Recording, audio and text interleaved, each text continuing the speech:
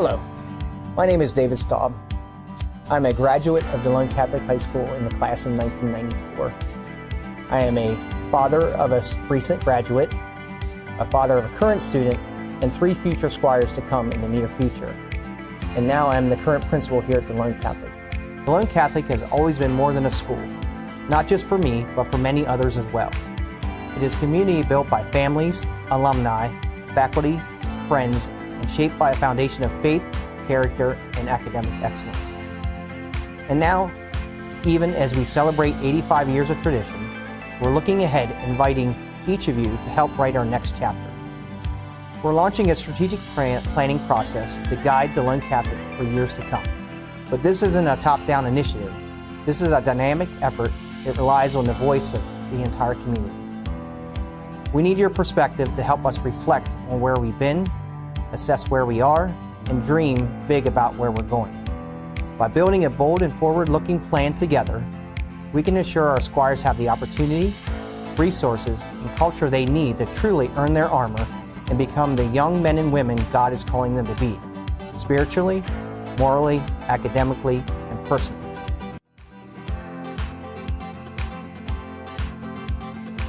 Thank you for being a part of our timeless excellence, and God bless.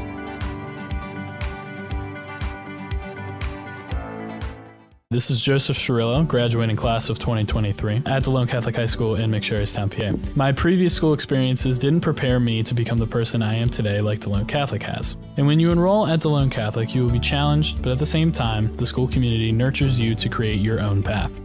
Delone Catholic welcomed me into their community and helped me become the person I am meant to be. I participated with the drama department, athletics, organized charity events, and serve in many leadership roles. All of these opportunities have prepared me for the next part of my life. Delone Catholic also helped me to grow in my relationship with God, and now I invite you to join this amazing community. To schedule a private tour and learn more about Delone Catholic High School, visit DeloneCatholic.org or call 717-637-5969. Delone Catholic, prepared to lead, prepared to serve, and prepared for life. I had to do something when my headaches were making my entire life a headache. My PCP was so good about it. We talked about my routines, like all the coffee I'm drinking and all the sleeping I'm not doing. We ruled some things out, and I made some changes. So far, fewer headaches. So good. My PCP specializes in me. Find a PCP near you and connect to a network of nationally recognized care at upmc.com/PCP.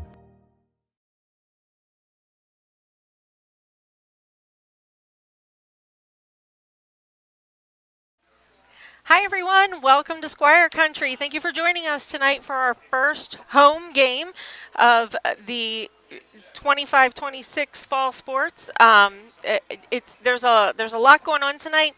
So I am Danny Smith. I am here to bring you some coming announcements. We're going to have George and Tony coming up here shortly, about 6:30, 6:35. We're going to have them come on the air. I am here with our intern, Luke. We have Mike Knoll on the camera again tonight. And, of course, Bill Smith is here with me. I want to give a huge shout-out to Michelle Legacy, Jimmy Smith. Actually, there's a ton of people. I shouldn't even try to name names, but getting on air was touch and go. We weren't sure we were going to be able to do it tonight. That's why we didn't live stream yesterday's Mass, which I'm going to talk a little bit about. We will get that up. Our intern Luke is going to be working on that to bring that to you all. So you get to, for those of you who couldn't be there to join us, you'll be able to go back and watch that Mass. It was a beautiful celebration, and I want to thank the priests, the deacons, everybody who came, and all of our guests who came out to make yesterday an amazing event. Let me see if I can get the overlay up. Aha, yay. First game of the season, there's always some glitches. Thank everybody who tuned in early and is on air with us. Upcoming live streams, the ones we know, October 3rd and 4th, October 17th are home football games, and we will be live streaming those. Always we plan to live stream. We do always record our events, so if anything happens, we will upload, but our hope is to always bring you that live coverage. So keep an eye out for that. We are intending to live stream senior nights that take place here on JT Flaherty Field or in the gym, but internet is going to be pending. We may be recording those and uploading those. We're just going to have to play it by ear. So I beg you to, please bear with us with this. We do want to make sure we get to thank our Squire Guild members. Now, if you're new to us here at DCBN or new to Delone, the Squires Guild was established in 2023, and it is an association of businesses that provide financial and professional support for the academic and extracurricular programs of Delone and its students in the pursuit of excellence. In addition to financial support, our Squire Guild sponsors support Delone Catholic through volunteering as guest speakers, providing opportunities for our students through internships, and also with participating in our tax credit programs, and as always, and of course, through prayer. So if you'd like to join us, please reach out. Mr. Lawrence is the Director of Advancement. His information is on the screen. The QR code is on the screen, so you can reach out to Mr. Lawrence there. But we do want to give a shout out and thanks to Conewago Contractors, Conewago Enterprises, Donald B. Smith Roofing, the John Gastley Scholarship Foundation, Griffith Plumbing Services, the McSherrystown K, Trummer Family Dentistry, UPMC, CR3 American Exteriors, Hanover Auto Team, Mooney Law, Schmuck Lumber Company, and WellSpan Health. Throughout the night, you're going to see graphics in your upper left-hand corner. Those are Squire Guild members. So please, if you're already a patron of these businesses, thank them for helping to support us. Let them know that you saw that they are Squire Guild members and that you appreciate what they do. And if you're not already a patron of these businesses, please consider, supporting them because they support us and help us do the things we do here. As you might have caught in the video coming in, there is a new initiative being launched, Timeless Excellence. It was launched yesterday at our 85th anniversary celebration, the liturgy. And that strategic planning initiative, like I said, is titled Timeless Excellence, Our Next Chapter. This is a comprehensive effort which aims to guide the school's vision and growth over the coming years, building on a rich tradition of faith-based education while preparing students for the modern world. There are 8 key domains which shape the plan's commitment to strategic excellence: academics and technology, advancement, Catholic identity, enrollment and marketing, facilities and technology, finance, governance, student life. And you might hear us talk about this a little more as time goes on and we get on the air a little bit more. Please watch your emails or communications. Check out the website, scan the QR code on the screen for additional information. This is really important, and your voice is a huge, we can't do this without you. You are an integral part of this. So all the information on how to participate is going to be available on the website at DeloneCatholic.org/timelessexcellence. Again, you can scan the QR code, but really and truly, community's feedback is essential to shaping the final plan and ensuring it reflects the shared values and aspirations of all who are a part of the Delone Catholic family. The Squire store is going to be open tonight. I don't have the times. I'm assuming they're going to be open at least through to the beginning of third quarter, and we'll try and get the hours, the regular hours, up through the night for when you can shop the school store. But that's a great way to, 1, show your Squire pride, and 2, to help support our school by buying they have some amazing pieces of fashion over there and accessories, hats, bags, shirts, sweatpants, you name it. This is different than our athletic sales. They're 2 entirely different sets of items to purchase. The athletic passes are now on sale for the 25-26 season. We want to thank Squire Nation, who have been loyal, dedicated, enthusiastic fans. You show up in support of our Squires over and over. So we would like to offer an annual season pass to help make cheering on our Delone Catholic athletics a little easier and convenient. And there are some changes to how these passes work. They are good for all regular season home games. Postseason contests may require an additional fee. But let me quick go over the changes for the season pass for 25-26. Again, these are really great changes that'll add value for you and your family. Annual passes are available for adults 18 to 54 and seniors 55 and plus. The youth admission pass is no longer in place, the pass, because now our youth can receive complimentary admission when they come to a game wearing a Delone Catholic shirt or a shirt from one of our Adams Deanery schools, St. Francis Xavier, St. Joseph's Catholic School, or St. Teresa of Calcutta Catholic School. And because of that, we've discontinued the youth season pass. Also, there's a change to the family pass. Family passes are no longer available, so we ask that you please purchase individual passes for each adult. The digital convenience we have now, the annual pass is completely digital. You can print it at home or display it on your phone at the gate. It's easy for you. So if you're buying a digital pass as a gift for somebody, mom and dad, maybe they're not digitally savvy, you can still print a pass for them that they can bring with them. And also, there will be a list of all current pass holders maintained at the gate. Please scan the QR code for more information, which you see on the screen. We have our fall senior nights coming up. Golf is September 10th, cross country September 16th, girls tennis September 22nd, boys soccer September 26th. Girls soccer is October 3rd, field hockey October 7th, football cheer band October 17th. Now, obviously, golf, cross country, tennis are not something we typically do because it is off campus. Boys and girls soccer is going to be depending on internet availability and, our ability to get things out to you. We hope if we can't live stream, we'll at least record these and get these out to you. We also have some future Squire nights coming up. So check out our social media and the website and athletics for all these dates as well. But to give you an overview, volleyball is going to be September 16th. They will be facing off against Hanover. JV starts at 6 and varsity at 7. The theme for that night is beach. Boys and girls soccer is September 26th versus Hanover. Girls start at 5:30. Boys start at 7:30. Field hockey will be October 7th and they will be facing off against York Tech at 6:30. Football is and cheer and band will be October 17th, York Tech at 7. The theme is Pink Out. And we ask all those that are here for the future Squire night to meet down by the shack at 6:20 to take the field with the Squires. Youth who are wearing DCHS, St. Joseph, St. Francis, St. Teresa shirts will be admitted free. So if you don't have your gear, especially if you want some Delone gear, check out the school store because they'll be able to help you out with that.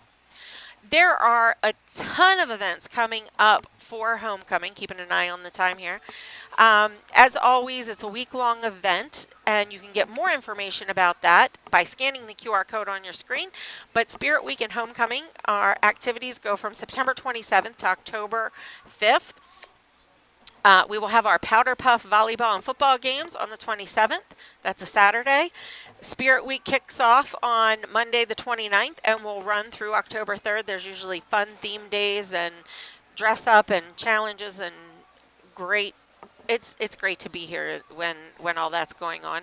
On Friday, you will have the Homecoming Pep Rally at 2 p.m. That'll take place in our the Lawrence B. Sonny Shepherd Jr. Memorial Gymnasium. At 5 p.m., you will have the ability to take a tour of Delone Catholic campus for our alumni and friends. You can meet at the JT Flaherty Field under the scoreboard. You want to RSVP on the form that you will find on the website. 6:15 p.m. is the presentation of Homecoming Court and the crowning of Mr. and Miss Delone on the JT Flaherty Field. 6:30, Delone Catholic Marching Squires on JT Flaherty Field.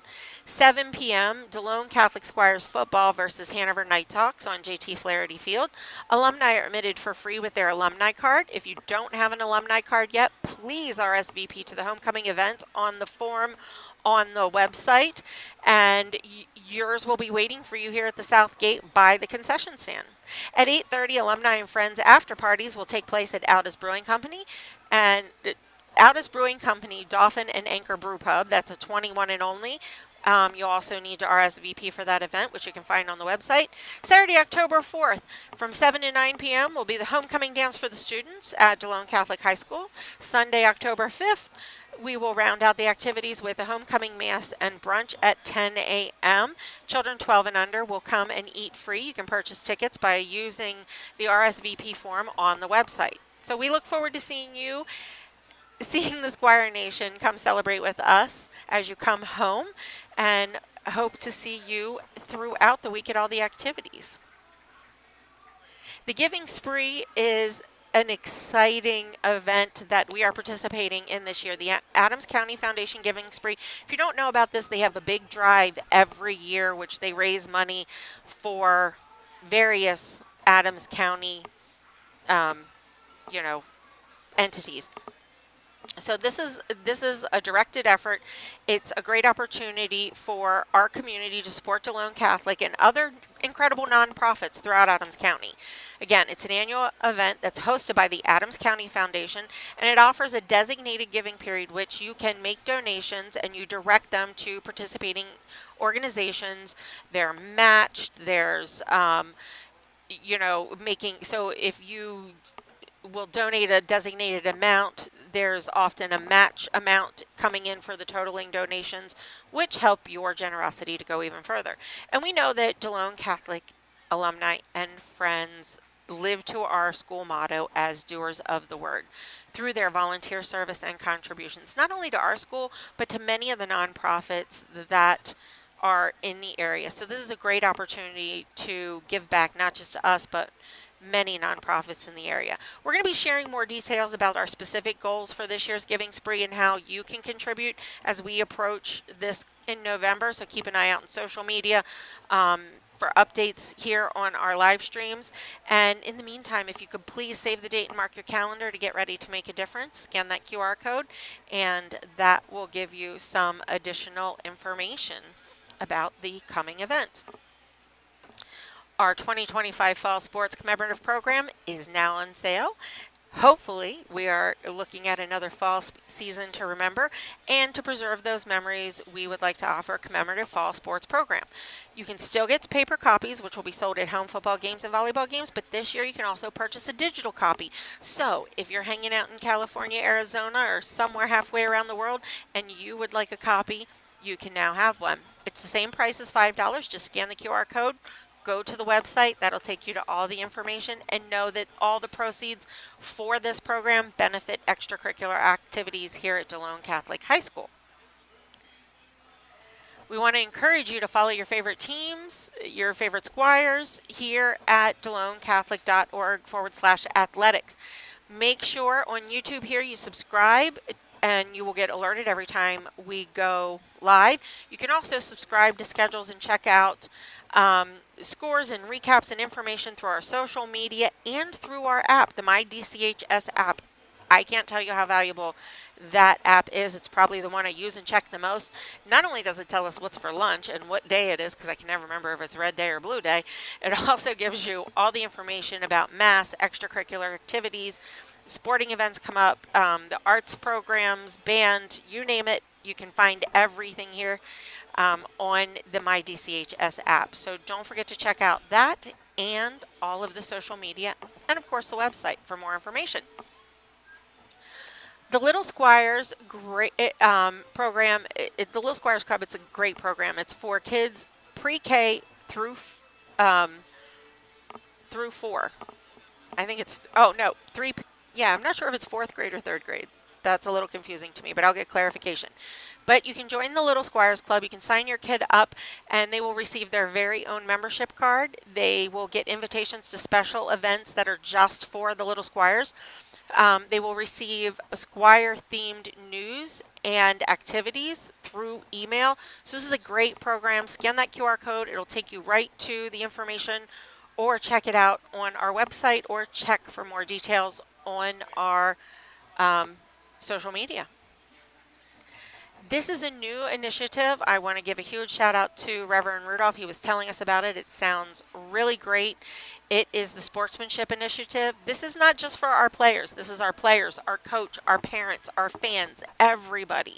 So I encourage you to scan the QR code to learn more about Next Play Sportsmanship Initiative, where we are encouraging all of Squire Nation to love the Lord, your God, with all your heart, with all your soul, and all your mind, and with all your strength. With our heart, we play with and celebrate with integrity, compassion, and competition. With our soul, spiritual growth, and Christ-like identity. Our mind is discipline and focus on what matters most, and strength, enduring commitment to the Christ-like excellence. And if you look on our social media, Reverend Rudolph has been uploading videos talking about each of these things, encouraging, challenging our players and our fans and our students to really take part, an active part in this Next Play Sportsmanship Initiative. So I thank him for bringing that to us, and I look forward to seeing that grow throughout the year. We also want to thank and give our heartfelt appreciation to all the volunteers and benefactors who give so generously in support of Squire Athletic Fund. And you can support the Delone Squire Athletic Fund through the link that you see there, the DeloneCatholic.org/donate now. And you can also make other donations, specifically directed donations. We've had donations that were earmarked here for DCBN or other areas, or you can make a donation to, what is most needed. But you can scan the QR code or go to the website. We want to thank you for your generosity and tell you that without you, none of what we do here would be possible. So we really appreciate all those who give and volunteer to make all of our events happen. We now offer online tickets, so if you want to buy tickets online, you can scan the QR code or go to the website. You can always buy tickets here, of course, but if you want to skip the line, you can buy online. And we want to encourage you to join us in supporting the arts here at Delone Catholic. On October 31st through November 2nd is a mystery. January 16th and 18th is a festival, and March 27th and 29th is Shakespeare. Watch for social media as we will bring you more information about that. And as always, if you're looking for where to take your next step in education, then we encourage you to be our guest here at Delone Catholic. You can scan the QR code. You can come for a visit, a tour, a shadow day. There's a great number of services that they will provide in helping you make that decision and helping your student be more comfortable here. And one final thing before I hand it over to the guys, we have some tax credit programs. It's too complicated. I'm not going to go into it all with you here, but you can scan the QR code to get more information and find out how you can use your tax credits to help here at Delone and direct special purpose donations to help us through your EITC tax credit process. To get more information, you can go to info@redefineeducation.org, or you can reach out to Eric Lawrence here, who is our Director of Advancement, at elawrence@DeloneCatholic.org, or 717-637-5969, extension 201. So bear with me here 1 minute. I've got to switch things over and get the guys plugged in. And thanks for joining us.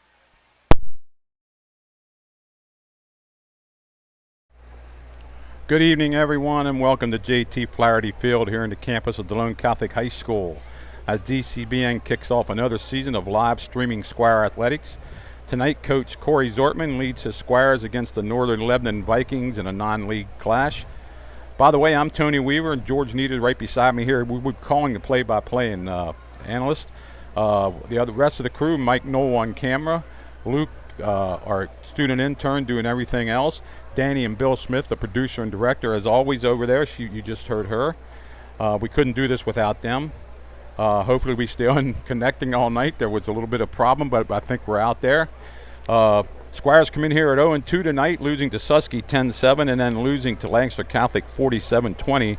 The Vikings are 1-1. They beat up Pine Grove pretty good, 35-8 in their first game, and then lost to Oxford 16-13. George, the Vikings have a great passing game. The last week they couldn't get the running game going against Oxford, but they ran really well against Pine Grove.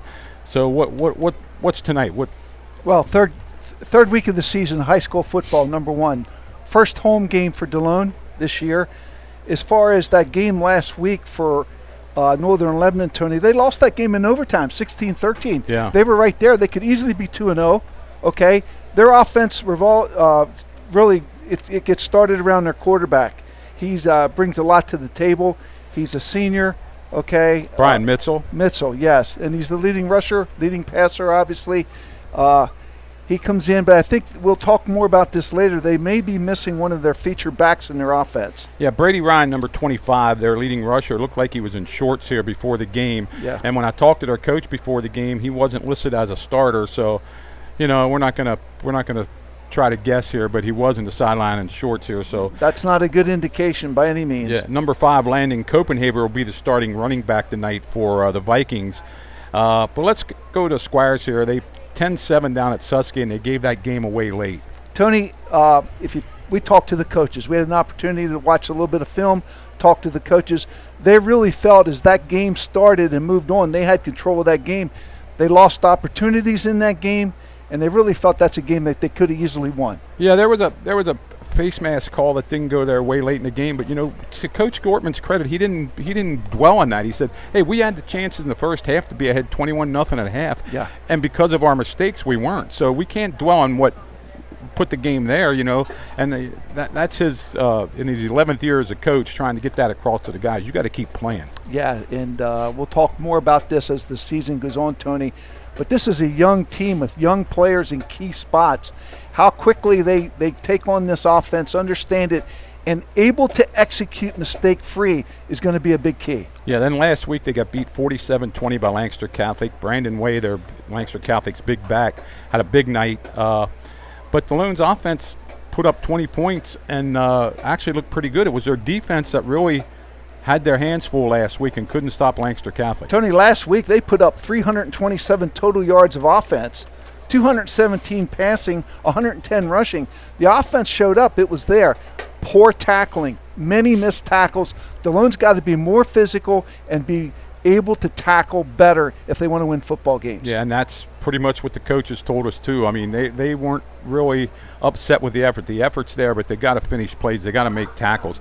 Putting 20 points up against that Lancaster Catholic defense, that's pretty good. And Parker Hohenstein, the quarterback here that took over for Stahl this year, he's having a heck of a year. He's picking up real well, Tony. Right now, 31 completions in 43 attempts.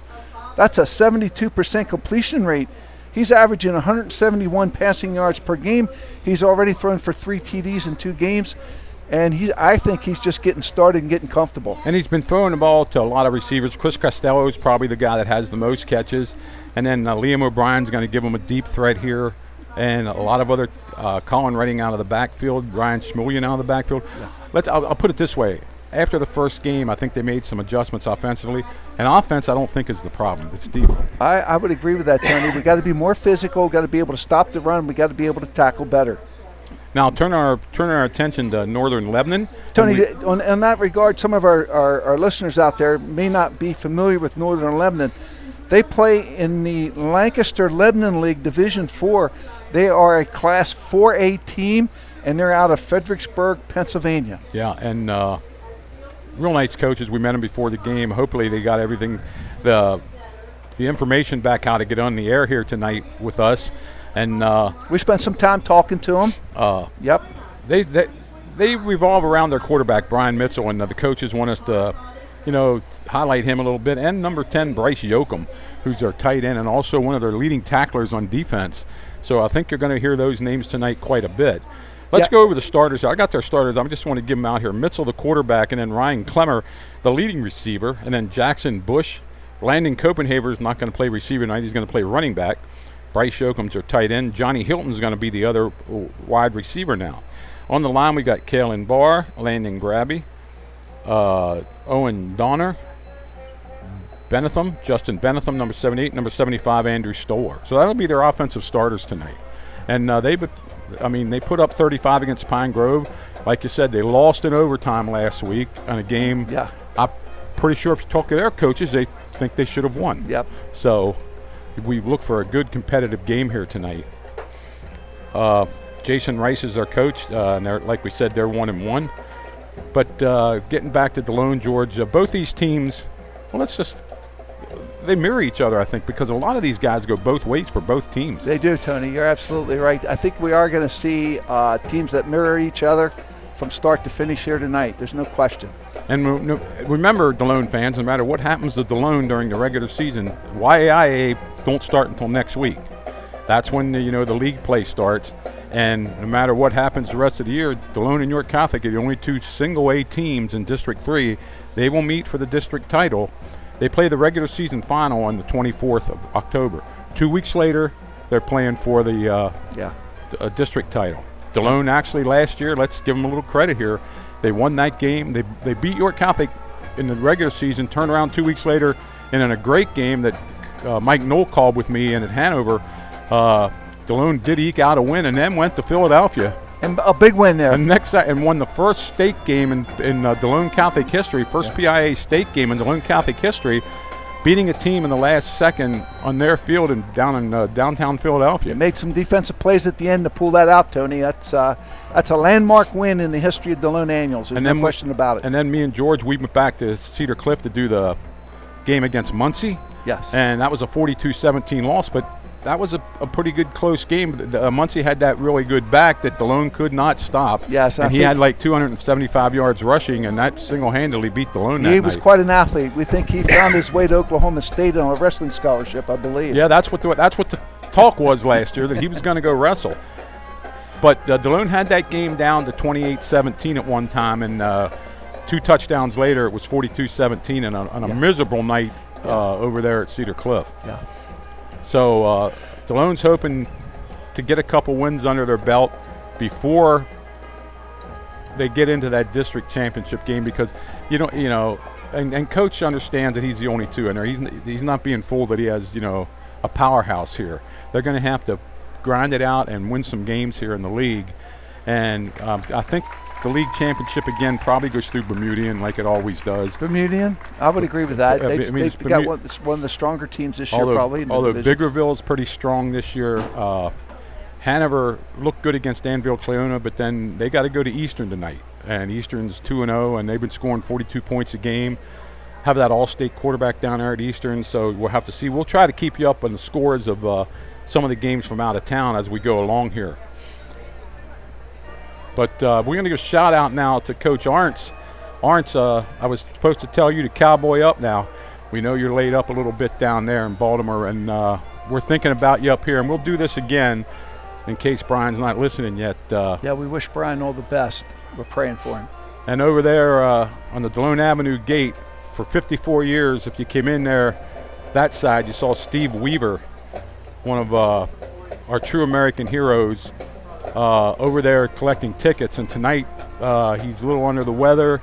He's probably not going to be here the rest of the year doing tickets. But if he's listening in, Steve, we miss you. Yes, we and do. We'll go back and we'll announce that again too, because somebody that's given 54 years to the school needs to be recognized. Yes. And like I said, he's been over there at that gate since we were in high school, George. So, yeah. So that's a long time ago. So again, hopefully if you got our text number, you can text us here at George and I, and we'll try to get the shout out on the air. Go ahead, George. Yeah, we want to talk about some offensive starters for Delone. We'll start with the offensive line. It looks like Alex Lavelsberger, 55, a sophomore, will be the center. The guards look to be Jamie Aquino, 50, and also Chase Martin, number 59. They'll be the guards. Zeke Vandergriff, 77, will man one tackle. And on the left side, a freshman, Jackson Hummer, 5'11", 210, making the start as a freshman at that left tackle spot. Tony, you don't see that too often. No, you never saw it before a couple years ago, but now you got a freshman over there. And 5'11", 210 is not a bad size for a freshman. Yep. Quarterback is Parker Hohenstein. We'll talk more about him as we go on. He looks like he's getting more and more comfortable. We saw him. He's going to run the offense and manage the offense. Liam O'Brien, wide receiver. We've seen him be a basketball player on the basketball court. Quite a good athlete. 6'3", 180 as a wideout. Had a big catch last week. 78-yard touchdown catch. Against Lancaster Catholic. So we're hoping we can see more of that out of him, and hopefully he can hook up with Parker. And Ryan Neary, tight end, junior, 6'2", 170, will man the tight end spot. And then at running back here, I saw him run last week in the game, number 3, Elijah Reismer, 5'10", 175 sophomore. It looks like he's going to be out tonight, Tony. I don't know. There's some injury reports. I don't know if we're going to see him on the field or not. Oh, Liam, okay. Okay, we might see Liam Donnelly, sophomore, 5'10", 172. Colin Redding, another sophomore who goes both ways, obviously. He remains that inside linebacker position. Colin, 6'2", 210. And then Ryan Smulian, senior, 5'11", 174. I look for those 3 individuals to be our running backs tonight. And I guess as the Squire offense goes, Parker has to throw the ball well to loosen up the running game. Or we see teams just stacking the line to stop Delone's run. Although Corey, who was a devout wing T coach, has now pulled people back and has a shotgun. It's still the wing T formation. Yeah. It's still the wing T numbering system, but it's a lot of different plays. We haven't seen a lot of film on Delone, Tony. I'm looking for Parker maybe to roll out more this year than what we're accustomed to seeing. I don't know. Some other wide receivers that could be in the mix. Jensen Emlet, senior, 6'4", 183. Carson Burline, senior, 6'1", 171. And Chris Costello, a junior. That should be 6', 180 also. And he's the leading receiver now. He has 5 receptions on the year for the Squires, and he's been leading the way here. A lot of quick screens, Delone throws, and watched a little film in Northern Lebanon. They're a very quick team, and they really do revolve around Brian Mitchell, and Delone's going to have to try to bottle him up because he's a leading rusher, and a lot of his rushing yards comes on scrambles that he gets away from the rush. I got to believe they're going to keep the ball in his hands quite a bit tonight, Tony. The way it looks, their leading runners out. I look for their quarterback to handle the ball quite a bit. For defense for Delone, you're going to hear mostly the same names. Jamie Aquino at one defensive end and Rowan Neary at the other defensive end. The tackles will be manned by Chase Martin and Zeke Vandergriff. Yeah, and then the linebacking crew, Schmoylan and Lavesberger in the middle. Colin Redding is going to play outside backer, but with Colin, I think they line him up. There's different calls where he's inside too. Yeah. And Liam Donnelly, the other sophomore, and the other linebacker. Cornerback Parker Hohenstein, Chris Costello, it's a safety, and Cody Zortman. Yeah, they don't want to play Parker Hohenstein back there unless they have to, Tony. So we may see Colton McMaster, a sophomore, and Jensen Emlet, a senior, back there also. Colton McMaster, now that's Coach McMaster's son, and he's got to feel a couple butterflies, with his boy playing. Yeah, he's on one corner. Coach McMaster was a star here in the late 80s, early 90s. I actually coached him, so. The band's just finishing up down there, and we will get the band on for homecoming. We will try to put them on the whole time they play.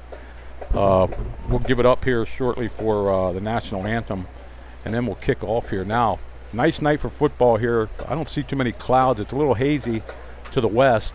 We'll decide. We'll call it the Moose End and the School End for the people that know Delone Catholic here. The School End is the eastern end, and Moose End's the west side of the field here.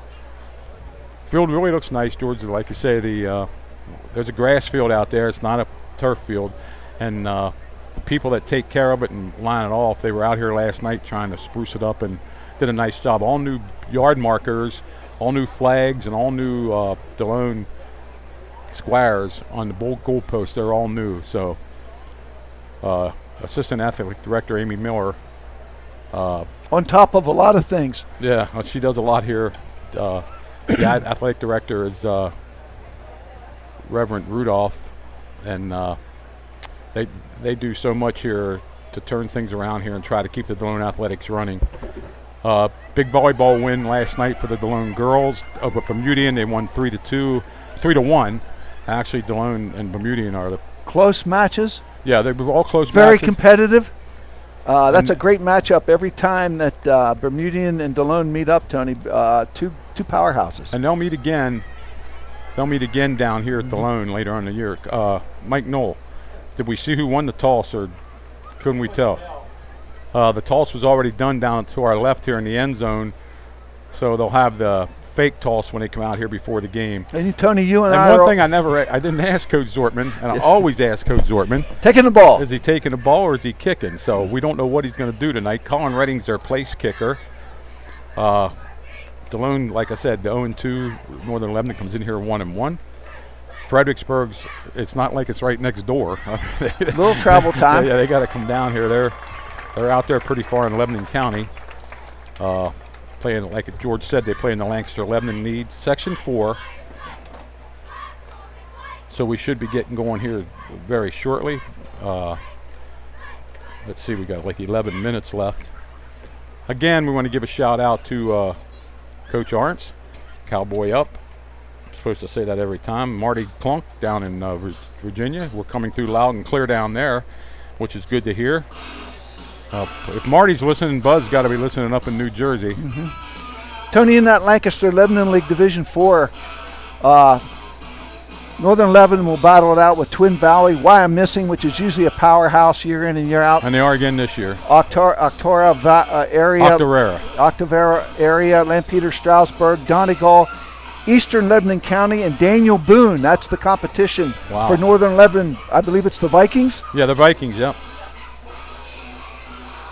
And there are 2 out-of-league games where they played Pine Grove, and then they played Oxford out of right in District 1. And Oxford made the playoffs last year in their district as a 5A school. So Northern Lebanon's a 4A school, I'm sorry. Tony, something you might want to expand on here a little bit. Only 3 home games for Delone this year. Yeah, only 3 home games. They play here tonight, then they have Littlestown and Biglerville. And then they have a week off because Fairfield does not have a team this year. They're co-opting with Gettysburg. And the next home game here is the 3rd of October against Hanover, which is homecoming. Yeah. We were set up there for a while, 6-4, right? 6 home games. Next year, 4 home games. Back and forth, 6-4, 6-4. But Fairfield drops out. That knocks us down to 3 home games. Knocks us down to 3 home games this year. And then Hanover's here, and then they got to go to Burm. And then we're back home again here against York Tech, and then the final against Catholic. And then 2 weeks later, we'll play in the district championship game, which will probably be at Hanover High School. We can't say that for sure, but and also next year, George, we might as well expand on this. Next year in Division 3 here in the YAIA, Big Springs and James Buchanan become members, and Bermudian actually jumps to Division 2 next year.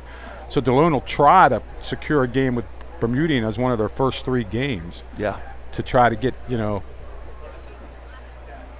10 games full, because it's very there's a lot of teams like York Catholic don't play tonight. They only have played 9 games, and they played Biglerville twice. Yeah. So, but they couldn't get another game with Fairfield leaving. So we'll have to see what happens. Delone's going to be in their black uniforms tonight with a gold trim, gold helmets.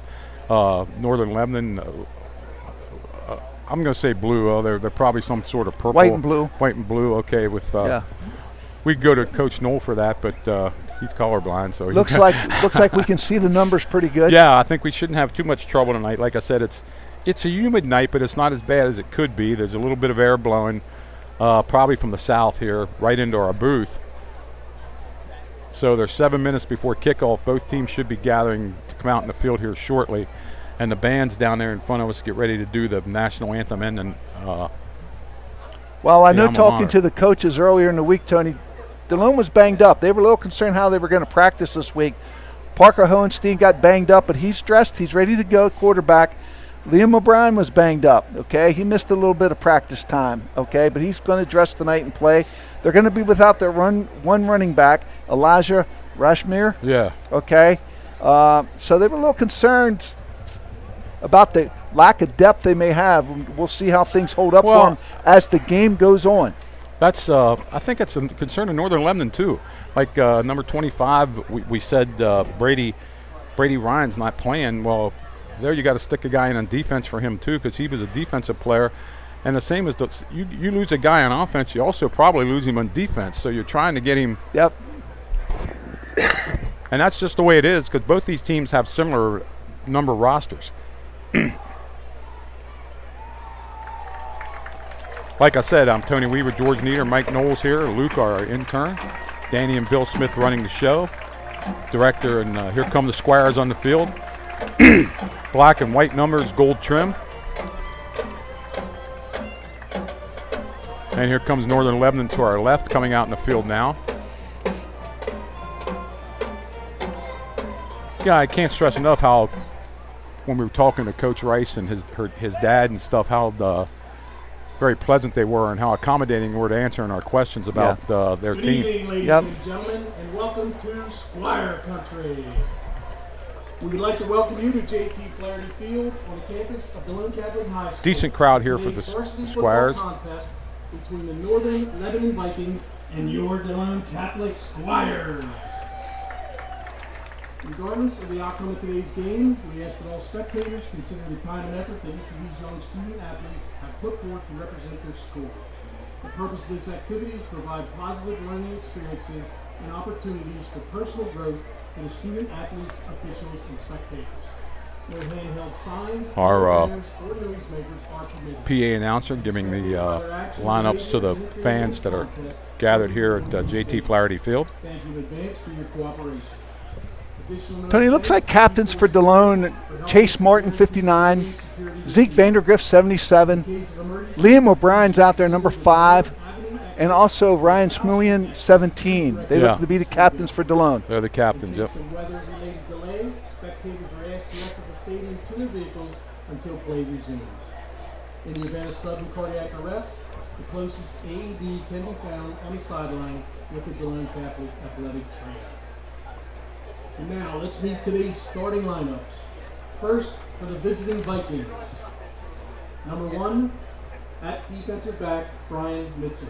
The defensive starters are being announced for. Defensive back, Ryan Clemmer. Number 3, at linebacker, Jackson Bush.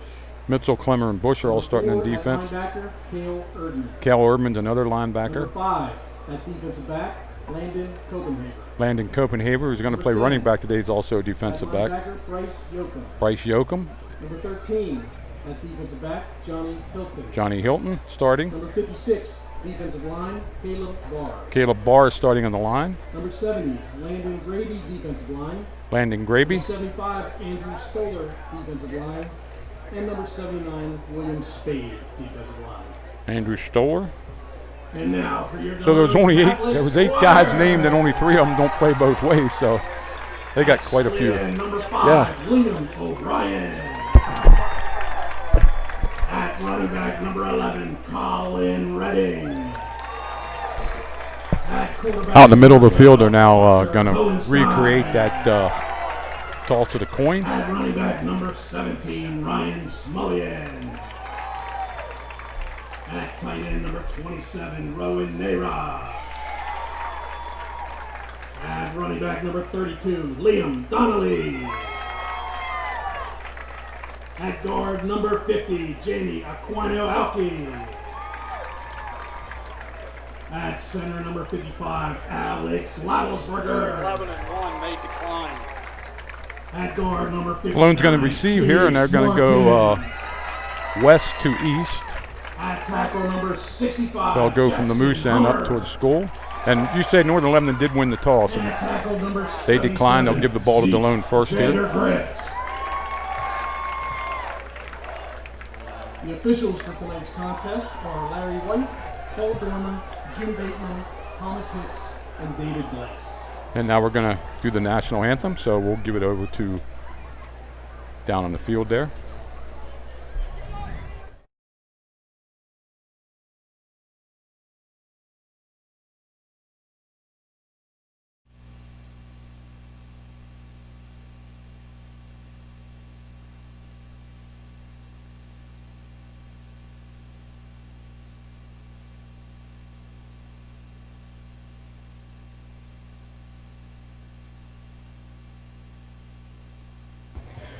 Could everyone please stand for a prayer by our very own Father Lyons.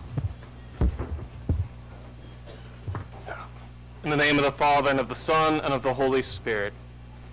Heavenly Father, we thank you for your blessing. We thank you for this day and for the many blessings and gifts that you poured out upon us.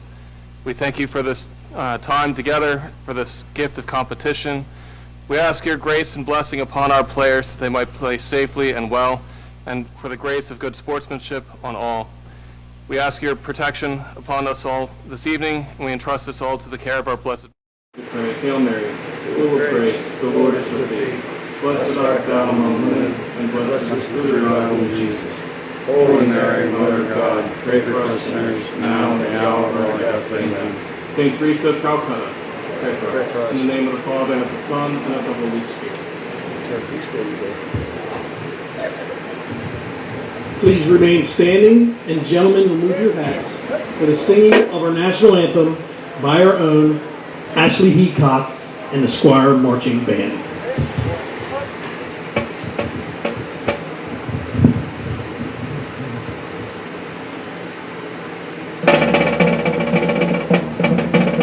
Oh, so can you see by the dawn's early light what so proudly we hailed at the twilight's last gleaming, whose footsteps and bright stars through the perilous fight o'er the ramparts we watched were so gallantly swinging, and the rugged line, the monsters singing,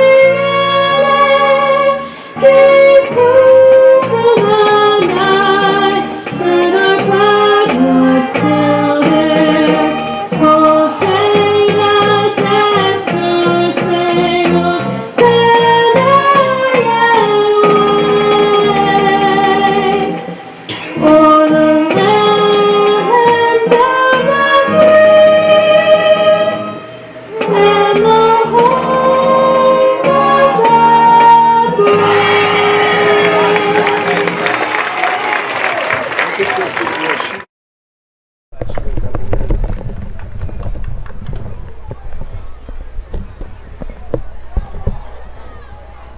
Getting ready for the kickoff here. Tony, that certainly was well done. Yes, it was. National anthem for one of the students was excellent. Let's see who the Squire return men are here. Getting ready to kick off. Well, as we get started here, Tony, a couple keys. Yeah, what are your keys here? A couple keys this evening. I think it starts with we've got to get more physical and tackle much better on defense. That's key number one. We're not tackling well in the first two games. Number two, we have to contain Northern Lebanon's quarterback, Brian Mitchell. He's a key cog, Tony. We got to slow him down, know where he's at, button him up. And this is a young team for Delone. We've got to clean up the mistakes. We've got to learn fast. And turnovers are important, Tony. We cannot turn the ball over. You know, there's a lot of underclassmen starting for both teams here. Yep. Back deep for Delone, it's Colin Redding and Liam Donnelly. And we'll do a quick shout out here before we get started to Joe Clunk over in New Jersey listening in. Joe, hope you enjoy the game. You're doing well. And pony up down there, Coach Brian Arndt.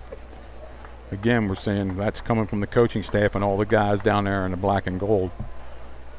And Steve Weaver, missing you also. 54 years in that Delone Avenue gate. Hope you're tuning in tonight and listening up.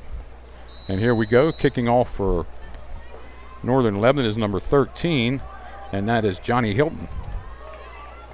Has it on the left hash. Colin Redding back for Delone, Tony, and Liam Donnelly. Yep. Approaches the ball. Kick comes to Redding at about the 20. Looking for a gap. Finds a little bit of a hole. He finds it. Yep. Breaks it upfield, up over the 40 to about the 43-yard line. Nice return by Redding. Nice job there, Tony. Coming this way towards us, looking for a seam. Found that seam. Good blocking up front. Good return. Squires in excellent field position to start. Yep, 42-yard line. And actually, they're going to move it right up to the 43 now. Parker Hohenstein, the quarterback. Homer, Aquino, Lavelsberger, Martin, and Vandergrift up front on that offensive line. Emlet and O'Brien wide. Liam Donnelly in motion. give to Redding. Looked like did he put the ball on the ground there, but he spun maybe for 4 yards. Looked like he tripped a little bit, yeah, Tony. The ball looked secure, but it looked like he almost lost his balance, but pretty good pickup. Let's give him 4 yards on that, 2nd down and 6. Coming off that left side. A lot of motion in the backfield there, and it ended up being a trap play up the middle. Running right behind Zig Vandergrift, that left tackle, Tony. He's a senior, 6'3", 270. Redding all alone in the backfield with Hohenstein now. Inside counter. And that's Donnelly, I think. Donnelly moves up to the 41 in Northern Lebanon, 42 in Northern Lebanon. Is that 27? Oh, I'm sorry, Smillian. Ryan Smillian carried that ball. Ryan Smillian, Tony. Good job inside. Good smooth handoff on the counter. Breaking it up inside. Not trying to get 5 or 6 before he got 36. Good job running the ball. Boy, you got to really have practice that play, them double handoffs. Hohenstein back. Has a little bit of room out there. He's throwing down the field. He has a man out there, but Liam O'Brien can't handle it. Looked like he looked upfield before he got it in his hands there. Took his eyes off the ball, and what we thought, Tony, rolling him out, seeing the field on that side. He had Liam O'Brien behind the short coverage in front of the deep coverage, just couldn't hang on to the ball. Well thrown ball. Yeah, and O'Brien must have ran a pretty good, looked like a corner pattern and got open. Yeah.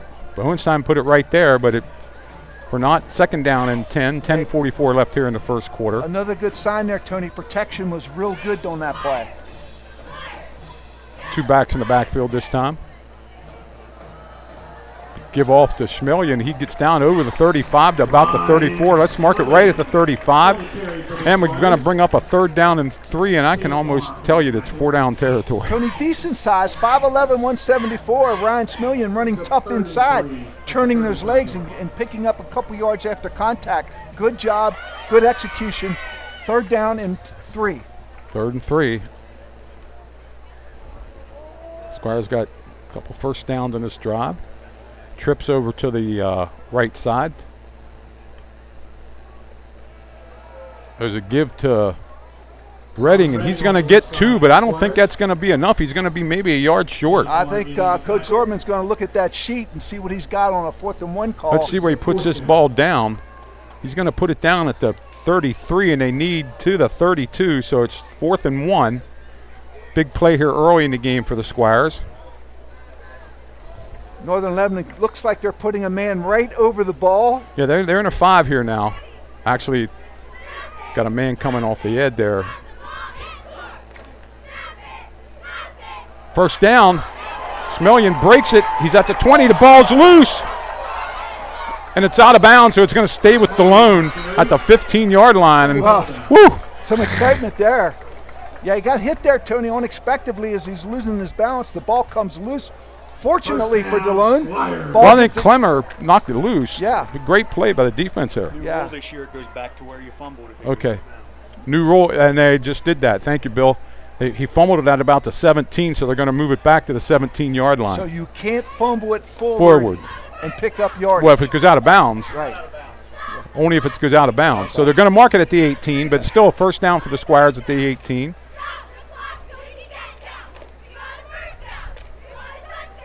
Hohenstein, man in motion. Inside counter. Smillian again takes it maybe close to the 15. A lot of misdirection there, Tony. Coach Zortman showing them a lot. Those linebackers trying to eye things up or trying to get them out of position, create better blocking angles for the offensive linemen, and get some yardage inside, which they picked up a tough 3 yards. Let's give him 3 on that. Yeah. Liam Donnelly's number 32. I got to get that number right. 27's Rowan Naira.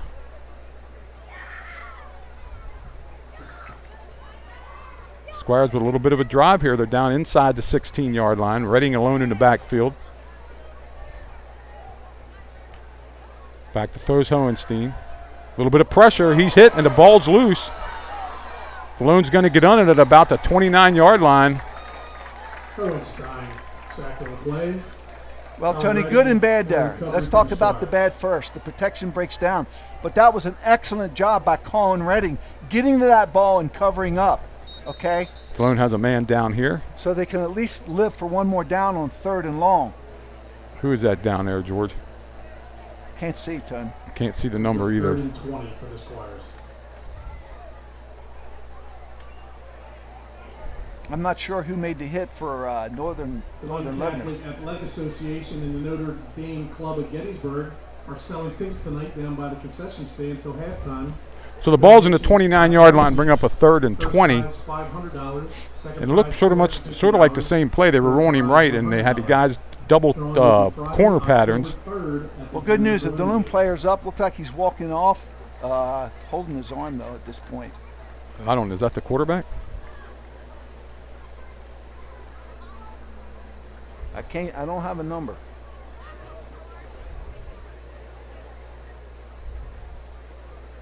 If it's Parker, I don't know who the second quarterback is. Game today, featuring Tom Ryder, Jason Jarappa, Paul Arrigo, and Bill Adams. Looks like number 18 is going in at quarterback. Well, it looks like Parker's out. That's Parker Hohenstein with the injury. Now, who's quarterback there? I can't tell who's going in. Well, I know Xavier Hoy was one quarterback on the roster. This is something we talked about. They didn't know what they would do at quarterback if Parker went down. Let's see what happens here. That's Chris Costello, and he throws it quickly out to number 32, Liam Donnelly, and he gets maybe 3 or 4 back, but it's going to be 4th and long. So it looks like Parker's walking gingerly into that locker room, Tony. Well, he had his arm hit when he threw that ball. Yeah.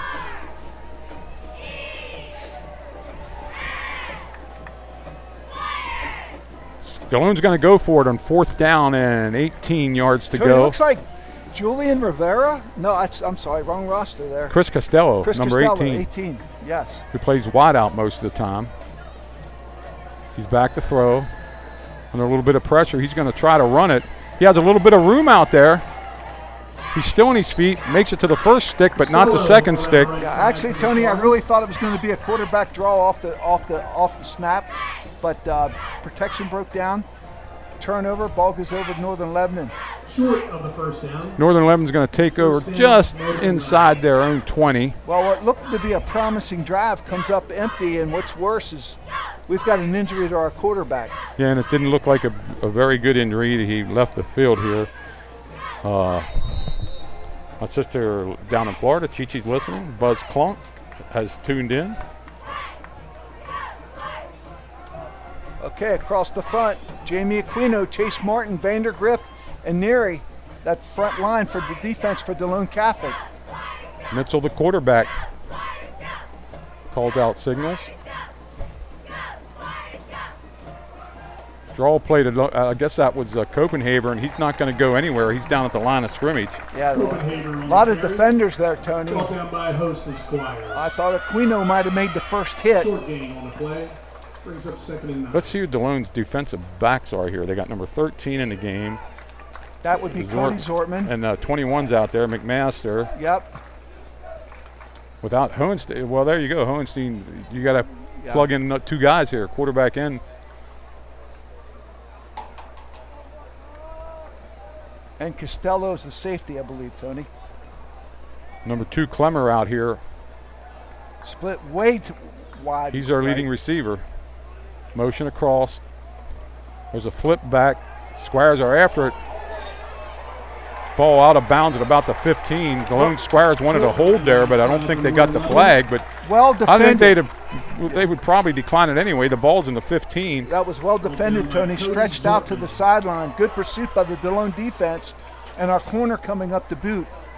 Basically holding them for very little gain. Right at the 16-yard line, 3rd down and 13. 3rd and 13. And now it's going to come down to whether we can control Brian Mitchell, because this is certainly a passing situation. Yeah. Clemmer's the leading receiver. Where does he go? He's out to the left. Number 13's out there. Hilton also with him. Copenhagen and Mitchell in the backfield. Takes the ball back to throw. He's under a little bit of pressure. Downfield, he has a man wide open. Blown coverage, number 3. Caught the ball, and he's out of bounds. That was Jackson Bush, and where did he come from? Nobody covered him. And Out of bounds by number 18, Chris Costello.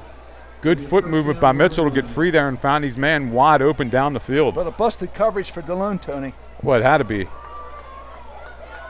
We were in man-to-man and nobody took him. Clemmer and Hilton wide to the left. Got a wing there also. Copenhagen and Mitchell. The wing's number 3, Jackson Bush.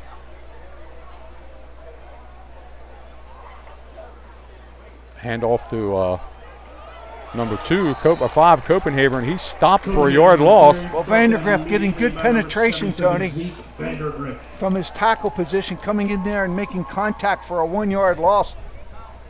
Loss of 2 brings up 2nd and 12. 2nd down and 12. We're under 5:40 here left in the first period. No score yet. Delone had a nice drive, then lost a quarterback and it sort of fizzled on the big sack. 2nd and 12. 2nd down, 12. Double wing set. Quick throw out to Clemmer. Well defended. It was well defended. They come up, make the stop, and it's going to be 3rd down and 11. Liam Donnelly, sophomore, coming up Liam Donnelly. from his defensive back position, hanging on, wrapping up, and getting help from the rest of the defense. Basically, 1-yard gain, well defended. Let's call it 3rd and 10. See what Northern Lebanon does here. They put trips out. Clemmer, Hilton out there. Didn't get the inside number. Number 3, Bush is on this side. Mitchell takes the ball back to throw. He's under a little bit of pressure. He finds a little bit of a hole. Has a man downfield, throws it long. Oh, it falls incomplete, but he was open. He was open, Tony. Good defense by Delone getting a rush on. Let's see if Northern Lebanon goes for it, gives Delone the ball here, or they punt it away. It looks like they're going to play field position and bring their punt team in. Yeah, but he had him open. He had him open and just missed him. Delone's got to tighten up that deep coverage. Who's back there for Delone? Number 32, and that's Liam Donnelly back deep. Donnelly back deep for the Squires. So both teams saw a little bit of stuff going, but had Delone turn it over on downs. Looked like the Vikings are going to punt it away here. Let's see if they do punt it. Good snap. Punt. Donnelly calls for a fair catch and makes it at about the 23-yard line. Good job coming up, making the catch. Yeah, he didn't let it roll for more yardage. So now, Tony, you coach quarterbacks. You've lost your starting quarterback. Really changes your play calling to a large degree, doesn't it?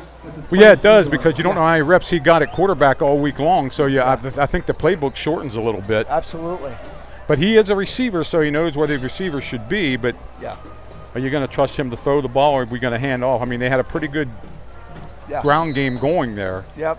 It'd be interesting to see if they call his number for some running plays, maybe some quarterback draws also. Well, let's see if he gets a playoff on time here. You know, he has Redding in the backfield. Like I said, he hasn't taken a lot of snaps at quarterback, I would guess. Donnelly across. They give it to Donnelly. He breaks it 3. Almost popped out the other side there. Give him 3 yards on that. Yeah.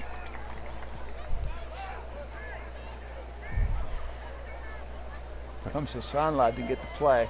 Down by Johnny Hilton. 8-3 brings up 2nd and 7. 2nd down, 7. The other thing he had to do, Tony, is probably tape on a wristband. Yeah, he's got a wristband with the plays on it now. I give it to this guy. Well, 3:50 left in the first quarter, no score. Let's hope Parker can get better for. Not sure he's coming back in tonight the way it looked when he went off the field there.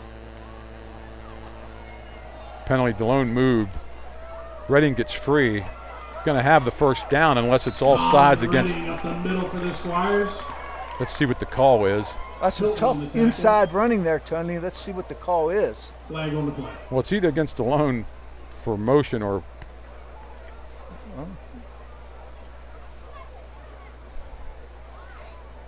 sideline warning, maybe. Yeah, sideline warning against Delone. First down. First down, the Squires. Reading picked it up with a 7-yard run, just made it Warning on the Squires.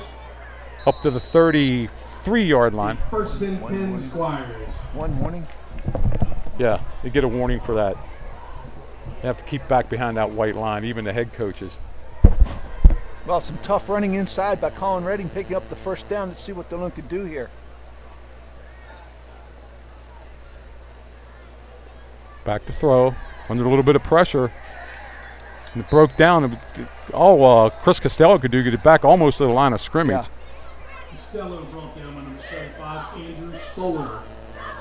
Andrew Stoller made that tackle. Yeah, but Bryce Yoakum from his inside linebacker position came on a fire, Tony, and busted that play up. He's the one that should get credit. And our quarterback didn't have much time to do anything.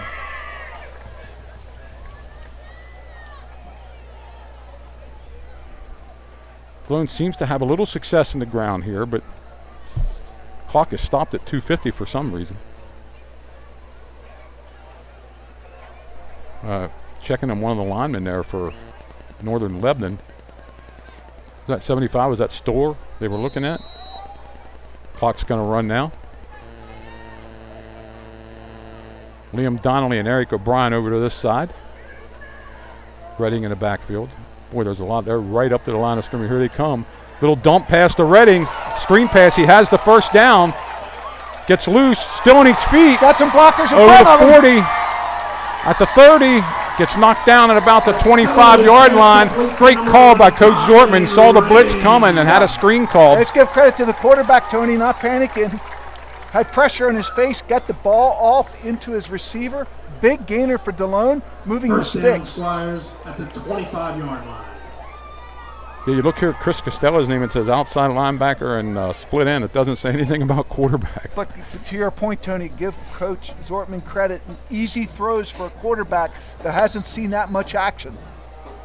Reading looks like he's a little winded there. Well, he's got a right to be. He's been the workhorse in this drive. 2:24, the ball was out of bounds, so the clock's not running. Costello says something to Reading. Takes the ball, gives it back to Reading, and didn't go anywhere that time. Nope, that broke down quick. Maybe lost a yard. Let's call it 2nd and 11. Andrew Stoller from his defensive tackle position. He's a senior, 5'11", 225. Shut that play down inside. Well, if you look, there's 10 guys within 5 yards of the line of scrimmage for Northern Lebanon. They're bringing everybody up. Well, they're saying, okay, we're daring you to throw. You've lost your quarterback. Let's see what your second teamer can do. Well, yeah, it's probably not even the second teamer.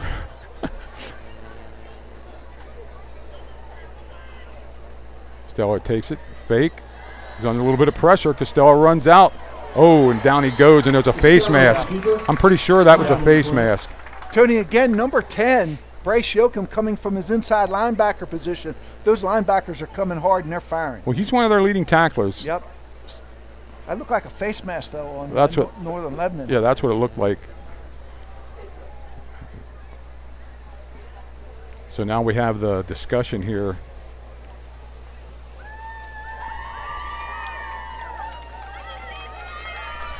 That's an automatic first, right? Oh, we got scores here.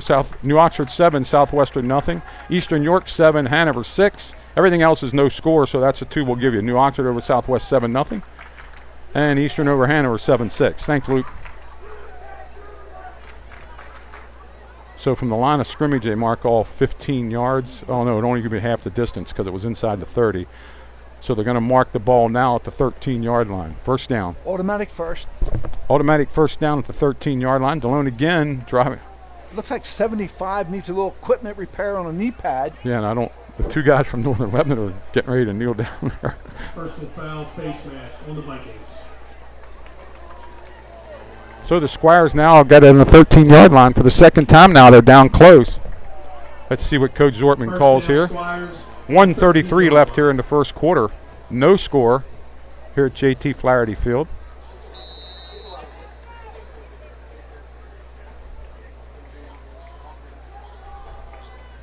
Costello, the quarterback, takes the ball, gives it to Reading. No, he keeps it. Costello on the keeper. Rolled down to the 12-yard line, and you called that. You might see a little bit more quarterback run. Yeah. 7 players defensively within 4 yards of the line of scrimmage, and they're coming hard. Ball at the 10-yard line, 2nd down and 7. Interesting, Tony. Liam O'Brien, 6'3". Might want to take a shot at throwing it up to him if you have to. If you have enough time. If you have enough time, and let him out jump for the ball. Let's see where they put Liam here. Just like Liam's coming over here to the left. Just like he goes up for a rebound. He has Clemmer on him, or Copenhaver on him. No, that's Clemmer, number 2. Back to throw, double handoff. Smellion down about the 8. Give him 2 more. I think he missed the hole there right at the start. Looked like he should have cut up a little bit sooner. Yeah, it looked like he stretched it out a little bit. So the ball is going to be marked on the 8-yard line. It's going to be 3rd down and 5. Delone can get a 1st down before they get in the end zone. Well, that's an interesting point, Tony. It's 3rd and 5. If you pick up 3 yards here, you basically could have 2 play calls here, trying to get the 1st. Redding in the backfield. Smellion winged out. Donnelly wide out, and Liam O'Brien on this side. Redding checks with him. Throwing out the flat. Caught by Smellion. Oh, and he rolls down. He's going to be short. I'm not sure they picked up anything, maybe a yard. Yeah. Going to be 4. And that's going to be the end of the quarter, though. It's going to be nothing here at the end of 1. But Smellion, Tony, with good hands to pull that ball away from the defender and at least pick up maybe 1 yard, maybe. He might have lost a yard. I think it's going to be 4th and 4. Let's see what they do to start the 4th quarter here. Colin Redding is the field goal kicker. If they decide to kick a field goal, it would be a 21-yarder. Well, wait a minute. About a 24-yarder if they decide to kick it. Tickets, benefits Delone Catholic athletic programs and the Notre Dame General Fund. In a booth down by the concession stand, donation $5. Well, we don't know much about our field goal team. Yeah, because Parker was the holder, too. Yeah, okay. So I'm inclined to try to take the 3 points here, Tony. I think it's the right move. Well, we'll have to see it. Looks like he's got he have a T in his hand out there, number 11. Yeah, he's the kicker. Yeah. You know what though? You're gonna have to put Mitchell. We know he can play. I know. They throw the ball around a lot. He had a guy open the last time, but it is going to be a field goal. It looks like by Colin Redding. But we had a lot of time of possession. You want to get some points somewhere. Let's try to get 3 points here. And who's going to hold now? Looks like Costello's going to hold too. Number 10. 10's holding? I think, is it? That's Jack Knoll. Yeah, it is Jack Knoll. You're right. Jack Knoll with the hold. And the snapper is it Zeke? 50-something. No, I think it's 77, isn't it? Nope, you're right. It's 59. That's Martin, isn't it? Yeah, I think it's Chase Martin. Chase Martin's going to snap it. Okay, Redding's going to try it from the 15 to make it a 25-yard field goal to put the Squires ahead. Snaps down. Kick is up. It looks good. It is good. Redding with the field goal. The basics straightaway field goal kicker for 3 points. So with 11:56 left in the second, your score, Delone Catholic 3, Northern Lebanon 0. Coming away with some points, that's a good thing. 3-0. Don't forget the Squire store is open down underneath the scoreboard. Well, it's a nice drive. I mean, a great play call by Coach Zortman there on the screen pass. Yeah. Now you got to stop this offense for Northern Lebanon. And remember, I always say this in the second quarter, they get the ball coming out at half. Yeah. Colin Redding will probably do the kicking off here for the Squires. It is 3-0. Decent defense by Delone, except they blew coverage on the one pass. And he did have another man open. Defense against the run has looked very encouraging for Delone. The kickoff for the Squires.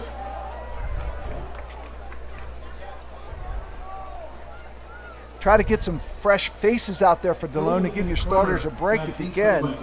But you got to get down there. You got to cover this kick. Who's deep here? I can't get their numbers. Looks like 13. Johnny Hilton on the one side. Wide receivers. And that's Clemmer on the other side. Yeah. Nice kick. Pretty good kick. Clemmer takes it about the 9. He's up to the 10. He's going to be hit and dropped, and there's a flag. Brought down by Alex. Back here in the back, thrown at about the 32-yard line. I don't know what that was all I about. don't either, but Alex Laubelsberger getting down there in a hurry and making a good, sure tackle. Well done. They got the ball spotted Right on the 20. On the 20 right now, but I don't know what the flag was all about. A illegal block in the back, it looks like, against Northern Lebanon. Illegal block, Northern Lebanon.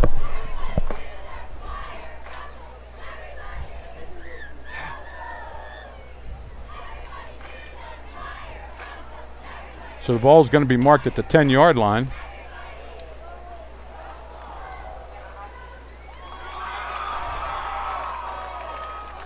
Georgia marked it back at the 10 for an illegal block in the back. 11:50 left here in the second quarter. Northern Lebanon takes over. Clemmer coming out here to the left side.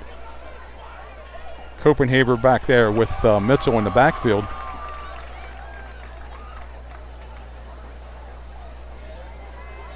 Motion across. Mitchell takes it. Gives the ball to Copenhagen, and that's the best run of the night for them, and he gets maybe 3 yards before being stopped. Rowan Neary came in from his defensive end position, got a piece of him but couldn't hang on. But got You know what? They mark him back at the 10-yard line. I thought he... Well, first contact was in the backfield but couldn't hang on, and then we cleaned up with the middle of the defense. 2nd and 10. So no gain on that. I thought he had like 3 or 4.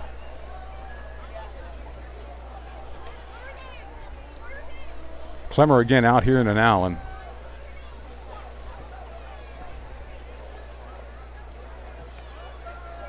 Back to throw. He's under a little bit of pressure. He finds a little bit of room to run. And he's going to get maybe 3 yards and bring up a 3rd down and 7. I think that was a run all the way, Tony.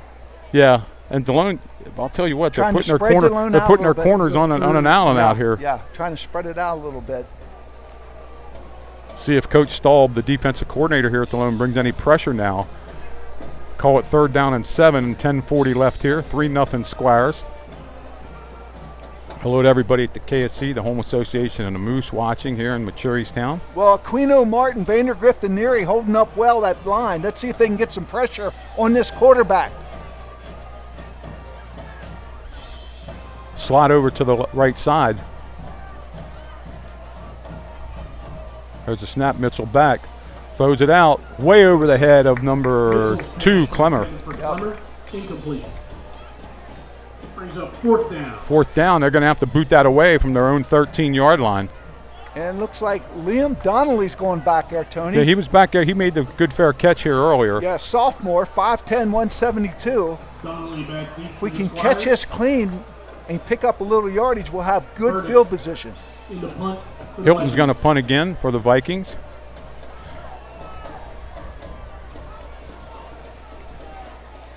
Next home game for Delone will be homecoming October 3rd against Hanover. They have Littlestown and Biglerville on the road and a bye week before that. Delone had a little bit of pressure last time they punted. Let's see what happens this time. Okay. I think it's too much time. They might have called timeout. A flag down. There's a flag over there right at the 50, George. Some scores. Eastern York 7, Hanover 6, 7-7. Littlestown. Red line. Really no change from what we had earlier. Thanks, Mike. Was it delay a game? Delay a game, Tony. Marked off 5 back to the 8-yard line. And that punter's back there. In the end zone. In the end zone. Yeah, I'd move up a little bit, Donnelly. Ball's going to come to Donnelly. Fumbles the ball, but he recovers it at about the 38-yard line. That was dangerous. That was dangerous. It looked like he had a little room to run there, but good thing he covered up the ball. Delone has great field position here at the 37, actually. At the 37-yard line. Let's see what Chris Costello, the new Squire quarterback, can do now. And you're right. You know, I don't think he has the throwing ability Parker does, but he adds a little bit of running. They have to think now. Yeah. Well, yeah. Let's play to his strength. Well, that comes from his wide receiver position training. Yeah. Running with the ball. I don't see Parker back out here in the sideline yet either. No. Costello has it back. 2 backs with him in the backfield. Hand off to Schmelian.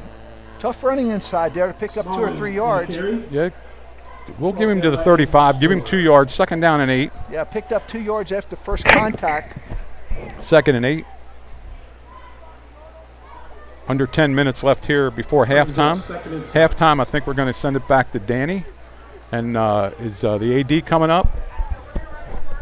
Okay, so we will send it back to Danny at halftime. Jensen Emlich coming in, Tony. Senior wide receiver, 6'4", 183. Number 15. Comes out here wide to the right. Donnelly's wide to the other side. Costello has it. Quick throw to Donnelly, not there. Oh, they had something there, Tony. They had something there. If they could have got him the ball, he had room to run.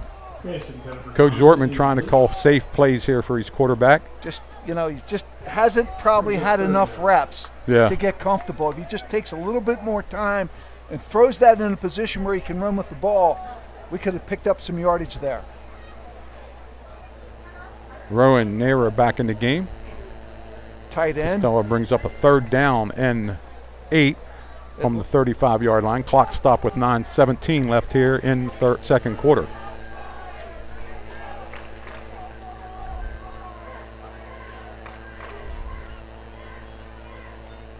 Linebacker coming. Linebacker coming. Another screen.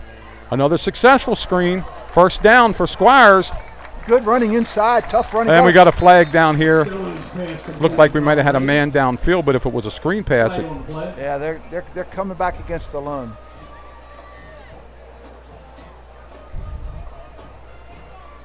See what the call is.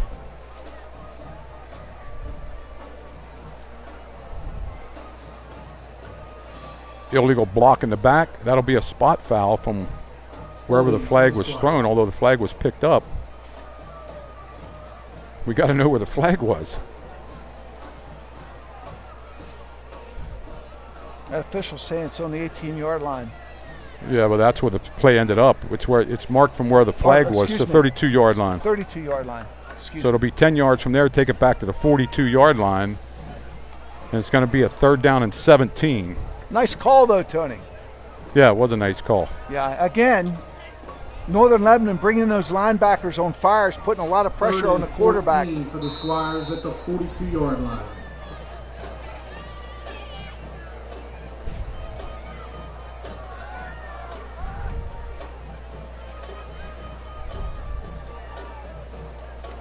Puts in again. Another screen pass to Donnelly. He gets a little bit of room. Finds a little bit of room to the 30. Breaks free at the 20.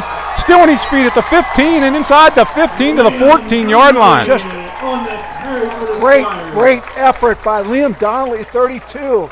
A sophomore, 5'10", 172. Hit several times, Tony, keeping his balance, picking up a key 1st down. Down to the 14-yard line, and Northern Lebanon just laying their ears back and bringing their backers almost in everything. On every play, yeah. Well, they're saying you got a 2nd-string quarterback that probably hasn't had a lot of reps. We're going to come after him and see what he can do. Well, the 2nd-string quarterback now has over 100 yards throwing. Yep. Redding in the backfield along with the quarterback now. Costello takes the ball, give to Redding. Finds a little bit of room inside the 10, still spinning, still moving. Down to the 5-yard line. Tony, he took a counter step to the right and then veered left and ran off left tackle, trying to create better blocking angles for his offensive linemen as the defense flows. Down, and then he got a little help on the bush push, and he get down to the 5-yard line. Yeah. 2nd and 1. Squires threatening again.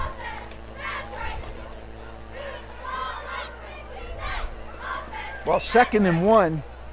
Leaves a lot of things open, doesn't it? Yeah, that's running up in there. Schmelian and Redding in the backfield along with Costello. Wide out to the left. There's a give to Redding again. Oh, he might have the 1st down. Let's see where they mark it. He's down inside the 4. Going to be awful close.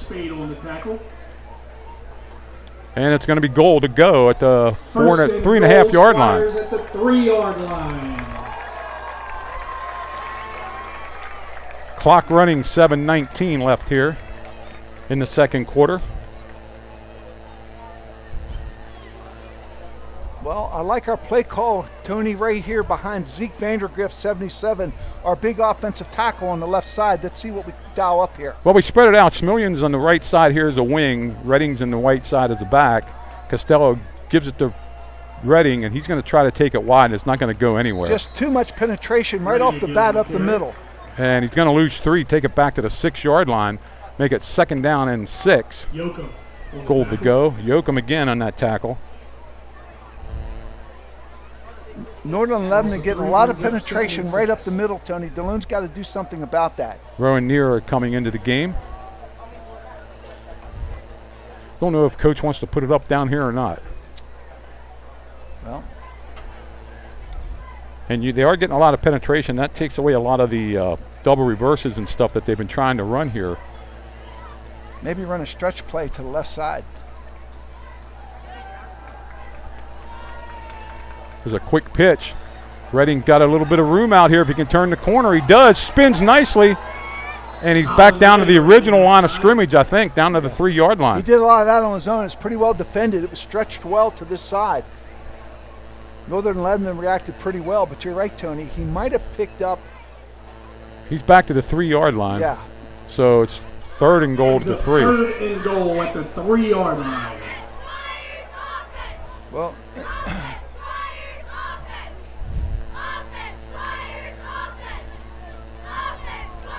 Tony, we got to find number 10, Bryce Yoakum, and put a hat on him. He's busting things up. Yeah.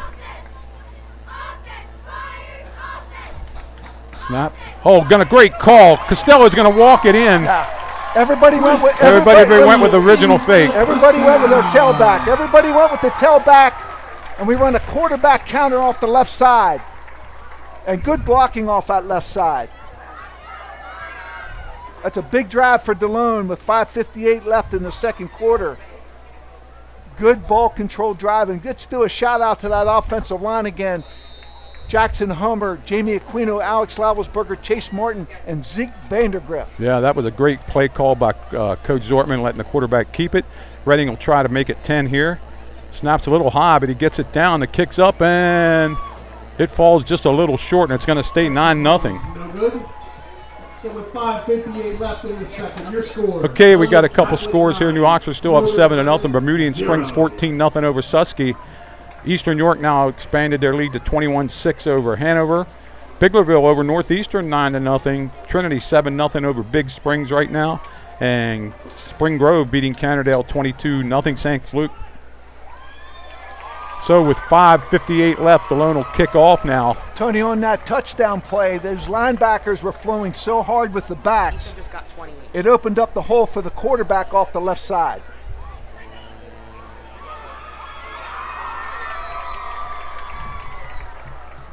Don't forget to pay for the Christmas Okay. gifts at the Squire Delone will be store. kicking off. Looks like They'll be there till the third Redding will quarter. kick off. And it's really going to come down to conditioning because both teams playing a lot guys both ways. Early in the year, Tony, we talk about this. And it's a little hotter than it was the last 2 Friday nights. Yep. Delone up 9-0 with 5:58, and I'll say it again. Northern Lebanon gets the ball on the way out. They got Clemmer and Hilton. Hilton and Clemmer back for the Vikings.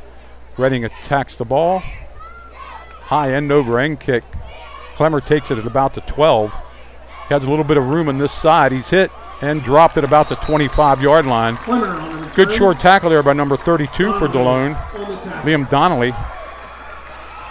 And Northern Lebanon Vikings will take over at the 25-yard line, 24-yard line. Delone doing a much better job tonight tackling and gang tackling and getting to the ball, okay, which is one of the keys that we talked about at the beginning of the game.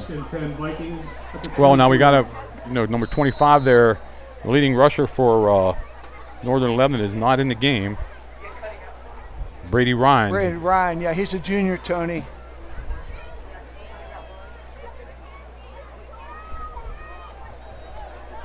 Clemmer and Horton come over here to the left side. Brian Mitchell, number 1, the quarterback, Tony. Got to keep an eye on him. Mitchell back there with Copenhaver. He's going to take the ball and run a little bit. Yes, he is. He's going to be hit and dropped right about the line of scrimmage, maybe a loss of a yard or two. Second down and let's call it 11. Immediately by number 59, Chase Martin. Good job on the left side. First of all, it starts with containment, Tony. Nowhere to go. He had to turn it up in. Chase Martin there to make the tackle. Cleaned it up with 5:30 left, and it's going to be a loss of 2.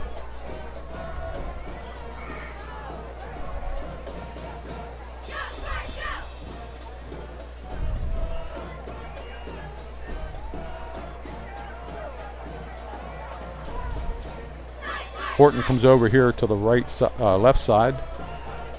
Clemmer over there to the right side. Motion across. Timeout. Yeah, they were gonna take too much time. The ref was getting ready to throw his flag there. Yep. Timeout with 5:04 left here in the second quarter. That's the first timeout for either team, taken by Northern Lebanon.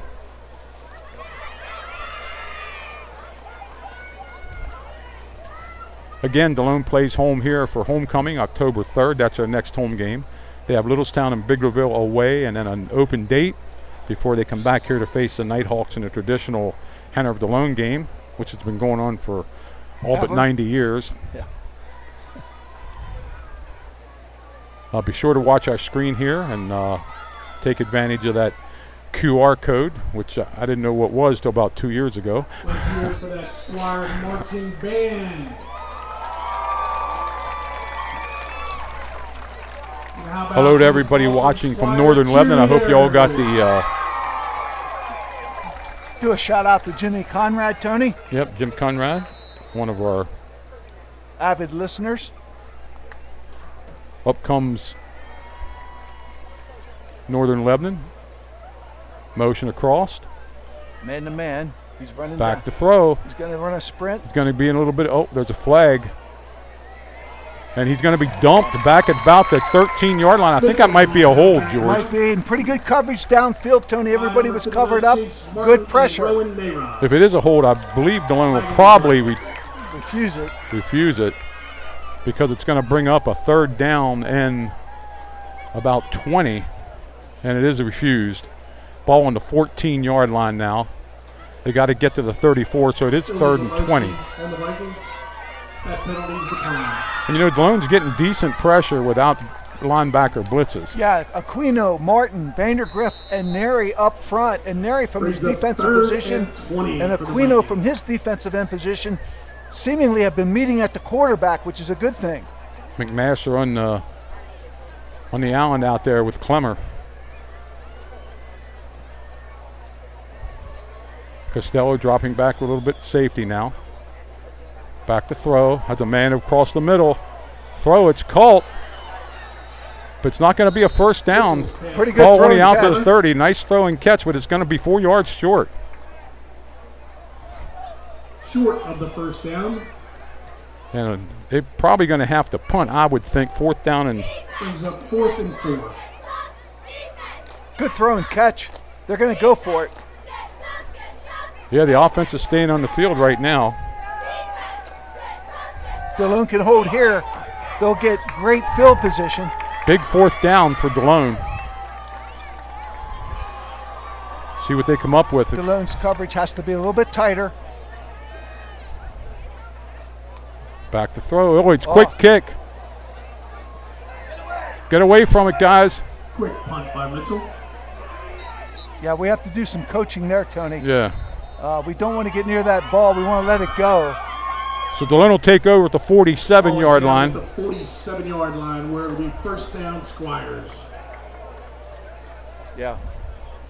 Ryan Smulin wants to stay away from that ball. We have good field position. No need to pick it up. No need to touch it. Ball on the 47-yard line of Delone. 1st and 10 with 3:39 left.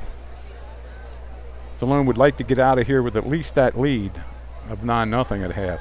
Yeah, at least run out the clock in the first half. You're right, Tony. O'Brien wide out. Trips over there. Maybe quarterback draw. Let's see what they draw up here.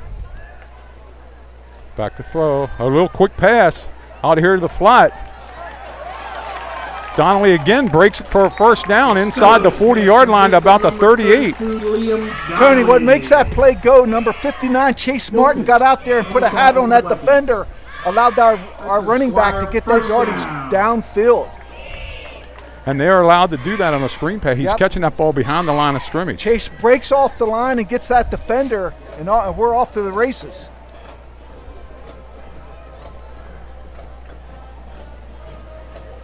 The other thing that'll do, that play call will do, Tony, will settle those linebackers down a little bit. They might not be firing as much as they did earlier in the game. You would think.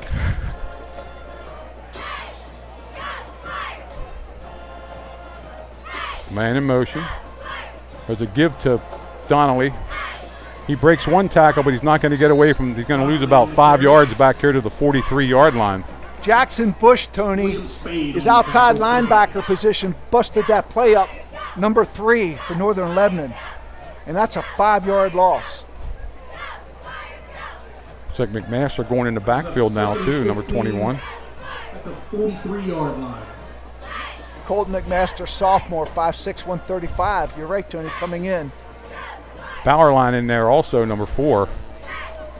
He's a senior, 6'1", 171.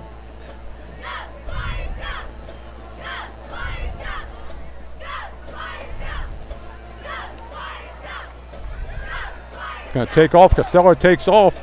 Quarterback draw. It's down inside the 35 to about, well, right at the 35, and it's going to bring up a manageable now, 3rd down and 6. Quarterback draw all the way there. Pretty good blocking up front. Delone with a timeout? No, a man down there for Northern Lebanon. Okay. So it's going to bring up a manageable 3rd and about 6 or 7 for the Squires with 1:58 left here before half. Like I said, at halftime we will send it back to Danny. And concerning that we don't see Parker Hohenstein anywhere.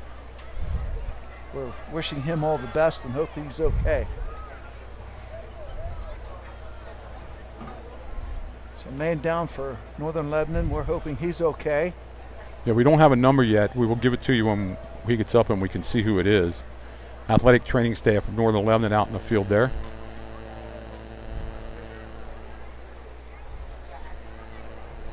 Like I said, I hope people from Northern Lebanon are enjoying the broadcast too. We tried to let their coaches know how to log on here. Nice crowd here on the Delone side. Not a bad crowd if you had to come the whole way from Fredericksburg.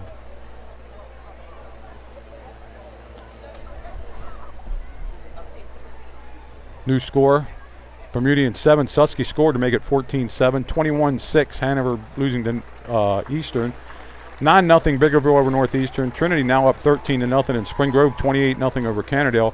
New Oxford still holds a 7-0 lead over Southwest. Cal Erdman, number 4, Tony, walking off on his own power. Might have a cramp. I saw him stretching out that leg. Where hopefully he gets back in the game here and he's going to be okay. Yeah, that wouldn't shock me that they had a cramp in him there. Okay, a minute 58 left. Delone has the ball at their own, at the Big Springs, Northern Lebanon 35-yard line. Liam O'Brien out there to the left side. Well, you might have 2 plays here, Tony. If you can pick up good yardage here on 3rd down and come back on 4th down. Back to throw, a little quickie. Ball's knocked down, and he smelt that one out. Yep.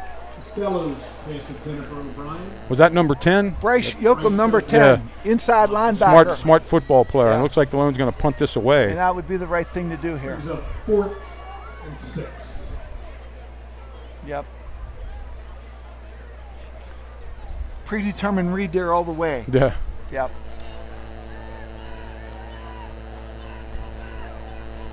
Let's see, back deep for Clemmer's going to go back deep here. Clemmer back deep for the Vikings.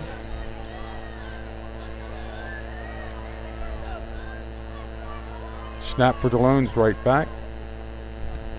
Redding boots it. Oh, nice going punt. for the coffin corner, but it's into the end zone. Nice punt. Ball come out to the 20, and that's where Northern Lebanon will take over with 1:40 left here before halftime. Squires up 9-0.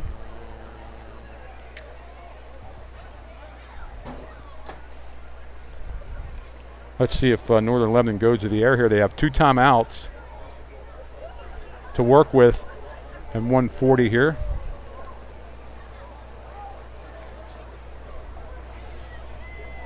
Well, if you're Northern Lebanon here, Tony, statistically you've been outplayed this first half, but you're only down 9-0. Yeah, 2 scores. Okay, 2 scores. So what you don't want to do is do anything foolish here and turn the ball over deep in your own end. Well, they're putting trips out to the right side. Yep. No back in the backfield. Mitchell has the ball. Quick out. Ball's through the hands of the receiver. Incomplete pass. Brings up a 2nd down and 10.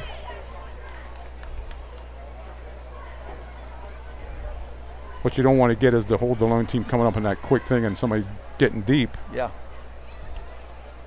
That stops the clock here. Stops the clock with 1:37.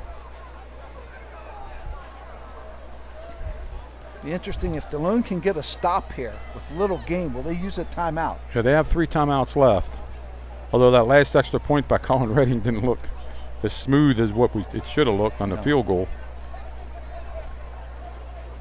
Another slot out there to the right side. Wing over here to the left, tight wing. Crossing pattern. Oh, he had a lot of time, but he overthrows number 3. Yeah, and pretty good coverage there though by 17. By 17, Ryan Smoolin, pretty good coverage, running stride for stride with that offensive receiver. Well, now they didn't use any. If it gets the 4th and 10, they almost got a punt, and Delone, if they run the ball, Delone could use a timeout. Yeah. Well, after that busted coverage early in the game, Delone's coverage on defense is tightened up. Been decent.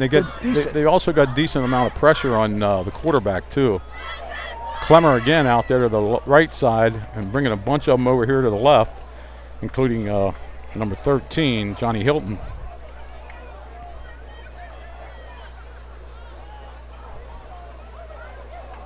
Pass incomplete. Mitchell's pass intended for Clemmer.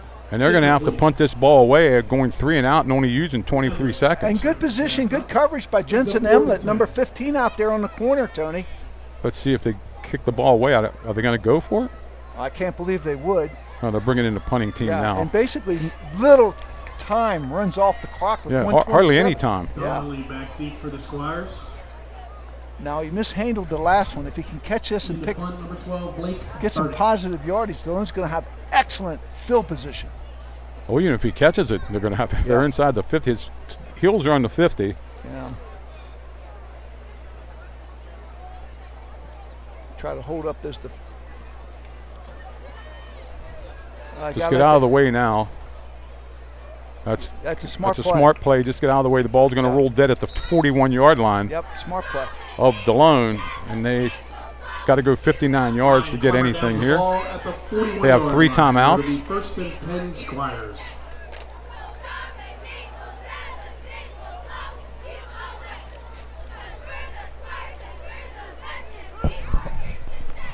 Score Southwest 7, New Oxford 7-0 over Southwest at halftime.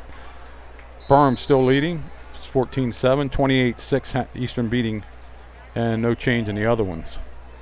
You can see them on the screen there also.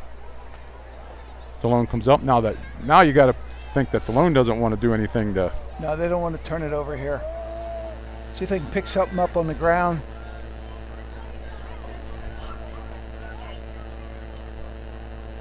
Back to throw. Oh, we didn't need that. Costello throws a pick to number 2, Ryan Clemmer. Yeah, I'm not crazy about that call, but First and 10 Vikings. Well, not a good choice. Delone defense has to rise up here now. Looking for a quick out. The defender just stepped in front of the receiver. Easy pickoff. Good thing it wasn't returned for 6. Yeah, it was telegraphed from the start what was going to happen to the pass, but and you know, he just hasn't had enough reps, Tony, to feel comfortable to read the field. Yeah, with 1:18 left, yeah. Now Northern Lebanon in pretty good shape on the 31 yard line.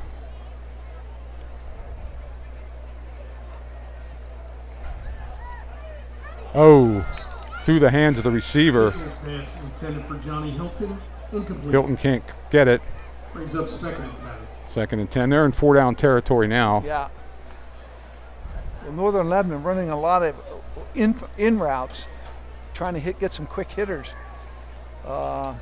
And Northern Lebanon doing a little bit better job with their protection, Tony. I don't see, of course, they're Yeah, they're very quick passes right now. Quick passes right now. Clemmer and Johnny Hilton out there to the right side. Trips over that way too. Number 3, Jackson Bush over there also. Copenhagen in the backfield. Clemmer back to throw. Down over the middle. Oh! Almost picked off by Delone. Another high throw trying to get at the Bush. The ball seems to be sailing on him, Tony. It's been a lot of overthrows. 3rd down and 10. I thought our safety was going to pick that off and go the other way with it. It seems to be like a haze hanging over here. 3rd down, 10. 1:02 left. Important Delone stay in their rush lanes and contain him in the pocket.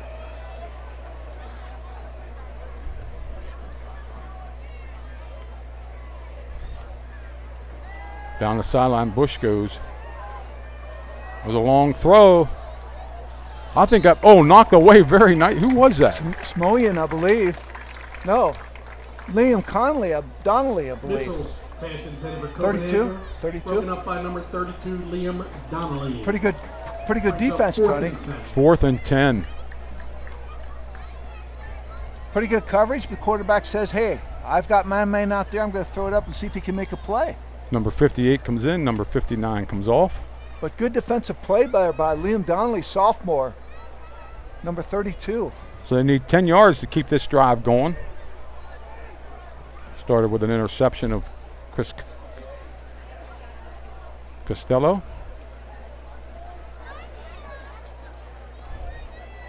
Mitchell has it. They're bringing a little bit of a rush, throw over the middle. That ball was caught. It's a first down. Caught by Ryan Clemmer. First down. First down. Clemmer finally got open and made a great catch. Ball on the 18-yard line. First down for the Vikings. Chains are being moved in a timeout. Timeout. Delone called the timeout. No, they singled Delone timeout. I don't know who they gave it to. The 1st and 10 Well, Vikings. key first down on 4th down, 4th and 10. Yeah, well, you knew Clemmer was going to catch a ball sooner or later. Yep.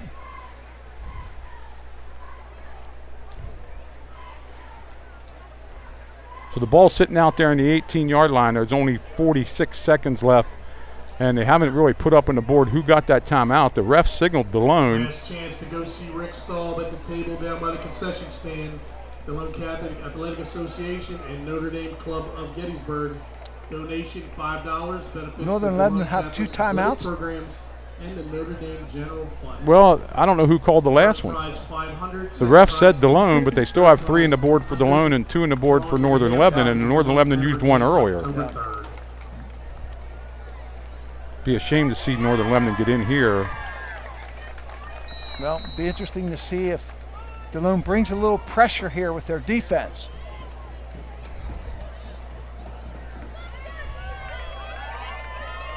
Motion across. Back to throw. A little bit of pressure now on the quarterback. Mitchell throws it up into the end zone. Our defender fell, and the touchdown, which that's a real tough touchdown to give up right now. Defender falls down.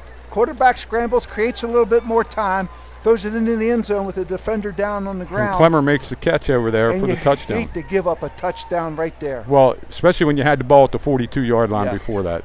That's really a tough one to give up. And they get the ball coming out, and really a tough one for Delone. But a great play by Mitchell, the quarterback there, scrambling around. Created time for himself. Created time and made the play with 46 seconds.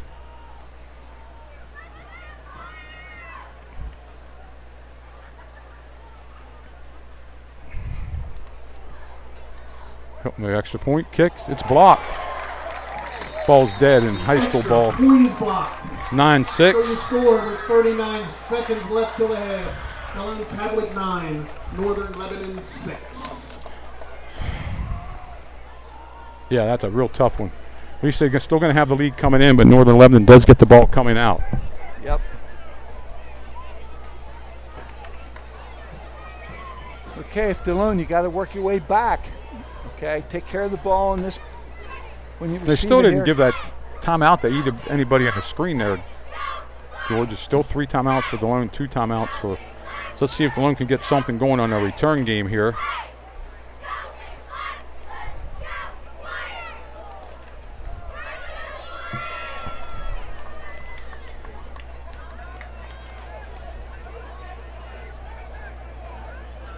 Redding and Donnelly back deep for the Squires. Hilton kicking off for the Vikings. Hilton kicking off. Let's see, 1, 2, 3.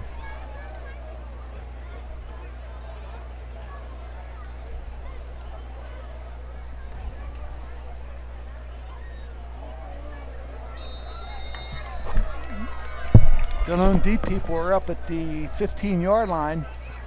Redding and Donnelly are the deep people. Try to catch this on the fly and go with it. Onside kick. Covered nicely by Delone. Well done. At the 48-yard line. Number 27. Nera recovered that. Rowan Nera got 6'2", 170. He's a junior. Good heads-up play covering that ball. I think everybody had a thought that might be what happens here. Ball at the 48-yard line. Let's see what 37 seconds and 3 timeouts. I might try to hit something quick on the ground and then see what kind of yardage we get here. Yeah. I think it starts on the ground, Tony. You're right. See if you can bust one on the ground, pick up some yardage, and call a timeout.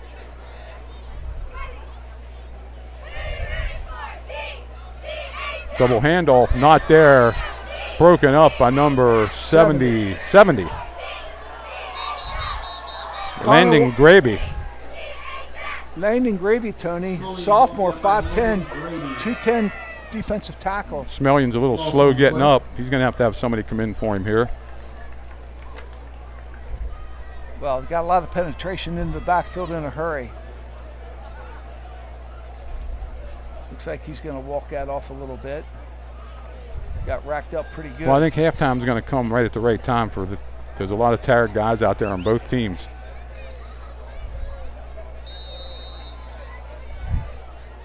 McMaster going into the backfield. 45-yard line.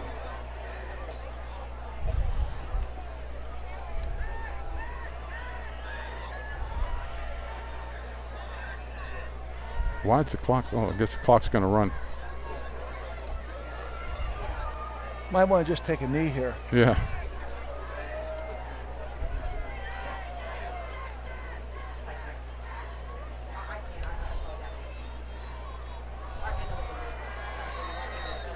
Give up the middle. Colin Redding, and that's going to be the end of the first half. 9-6 Delone Catholic at half. And we'll be back with the second half in a little bit. We're going to send it back to Danny Smith right now. Delone Catholic 9, Northern Lebanon.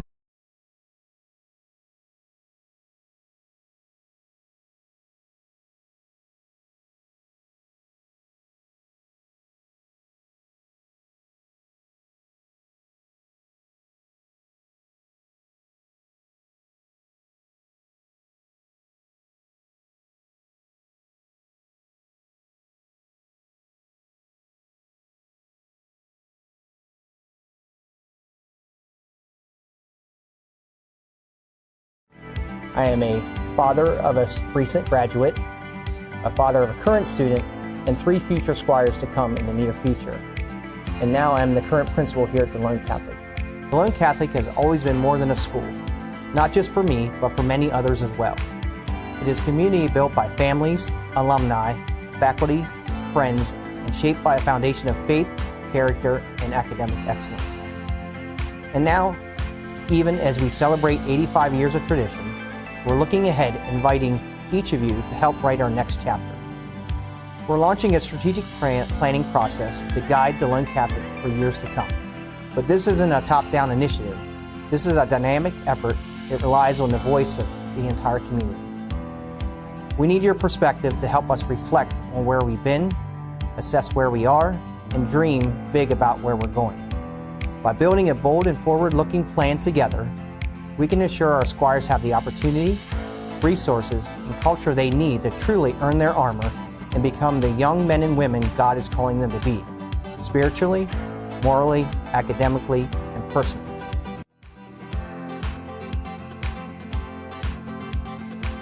Thank you for being a part of our timeless excellence, and God bless.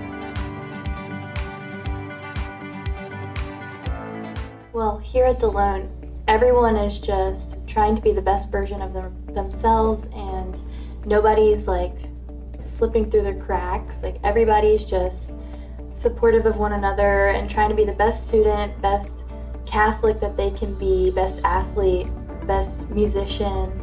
There's really something for everybody at Delone, and nobody's just like left out, not trying to be the best student they can be. At Delone, we have a variety of things for different people, so no one's feeling like they can't accomplish what they want to accomplish. And no matter what route you go down, they supply you with the best necessary needs for you, so you really have no other option to be other than to be the best version of yourself. I like how welcoming everyone is and how genuine the people are here. I could not recommend Delone Catholic more to anyone who is considering transferring schools, coming to a new school, maybe you're just getting out of middle school, can't decide where to go to high school. Delone Catholic is the place to choose.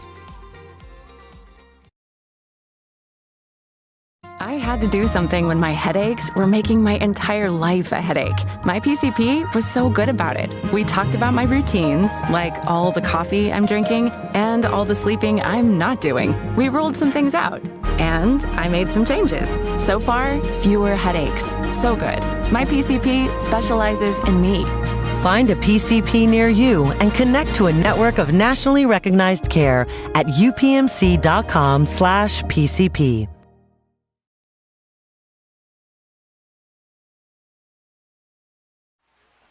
Hey everyone, thanks for sticking with us and tuning in here for halftime updates. We are, give me 1 second, I'm just trying to get back to the field. There we go. Want to thank Tony, George, and Mike for helping to deliver an exciting first half of commentary and play-by-play. We couldn't do this without them. It really and truly is a team effort up here. I do want to take a quick moment to mention all the hard work of the band, the marching band, and the cheerleaders. The reason we don't feature them we try and get them on a screen as much as we can, as well as getting all the information we need to, but there's some copyright issues with the music. So we have to be careful about playing things and getting dinged, because if you get a strike, then you have they can take down the YouTube channel. So we are going to try and feature them at least one time this season and hope that we don't get a ding. But when it comes, we don't want to lose the channel either. So we have to be careful with that. Just want to give you some quick score updates. I'm going to put the overlay up. I am not necessarily going to read those to you, but we have some score updates. If you happen to have my or Bill's cell phone number and you want to text us any score updates because you're at the game, please do so. We will try and get those things up as soon as we can. We'll be bringing you as many updates throughout the second half as we are able. And, again, thank you so much for hanging in there with us. We also want to make sure, hold on here. We do have some upcoming confirmed live streams, the October 3rd and October 17th. October 3rd, of course, is our homecoming. October 17th is our senior night and our final home game of the regular season. Please watch social media for additional times and dates for the other senior nights and for other activities that we will attempt to live stream. If we're unable to live stream them, we will do our best to get some recordings and get those things up for you all. We do want to make sure we thank all of our wonderful Squire Guild sponsors: Conawago Contractors, Conawago Enterprises, Donald B. Smith, John Gasly Scholarship Foundation, Griffith Plumbing Services, the McSherrystown K, Trummer Family Dentistry, UPMC, CR3 American Exteriors, Hanover Auto Team, Mooney Law, Schmuck Lumber Company, Wellsmith Health. If you would like to become a member of the Squire Guild, please reach out to Mr. Eric Lawrence, Director of Advancement. His information is up there, or you can scan the QR code or reach him through the website at DeloneCatholic.org. I actually have to take down that to read it. It's /Squires Guild. That makes sense, but so hopefully, we very much appreciate everything everybody does here, from financial sponsorship to internships, coming in to talk to the students, prayers. Everything helps. We really try. It takes a village to help keep us going here, and it really is a community effort. I'm not sure if the AD is going to join us or not, so I'm just going to go through things as quickly as possible. But Timeless Excellence, our next chapter, there's a lot of good information regarding our upcoming strategic planning initiative with this. Please check your emails, check social media, scan the QR code for more information. Look for the survey. You're going to see a link to a survey, and it really is very important that as many voices as possible complete the survey and get that back to the school so they can help shape the future of Delone. So many times I hear people say, oh, well, they don't hear us, they don't listen to us, they don't. I'm going to be honest. If you're talking to your friend or your neighbor or on Facebook or social media, whether it's a compliment or a complaint, but you're not getting that information back to school, if you want to grab Tony's headset on the table there, I'll throw you on. We can't use that information effectively. We need to have you complete that survey and help us know what you're thinking.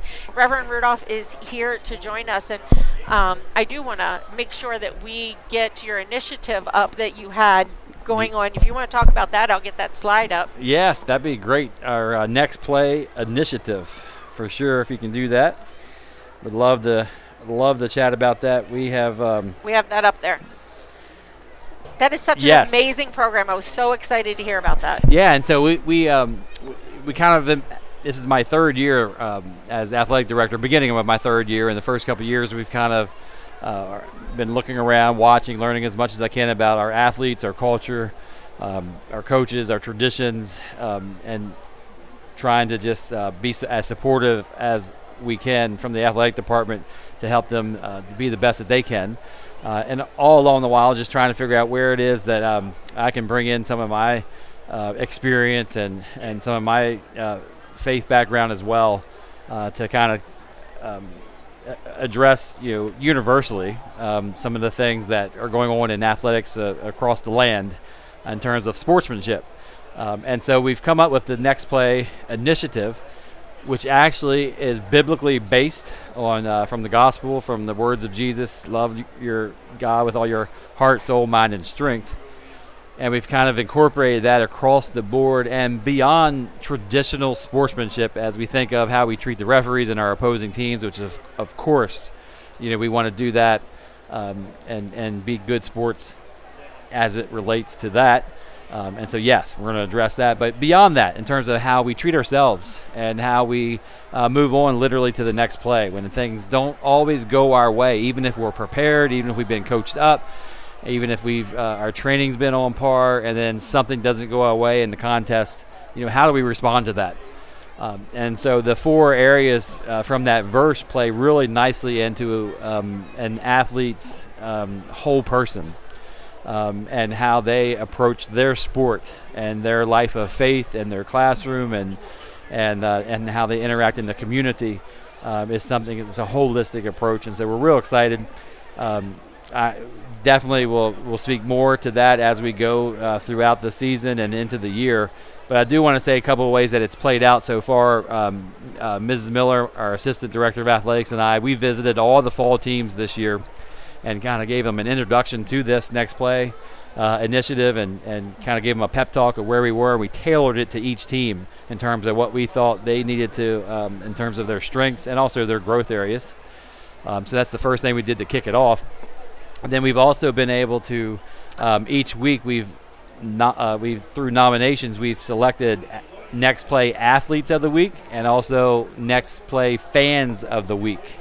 And so we just are looking and taking nominations from the fans, from the coaches, from their own teammates, and what we observe as well, and kids that are trying to do some of these things, reacting in positive ways even when things aren't going well, being a good teammate, being a good competitor, win, lose, or draw. And so that's been an exciting way. And we post those on social media.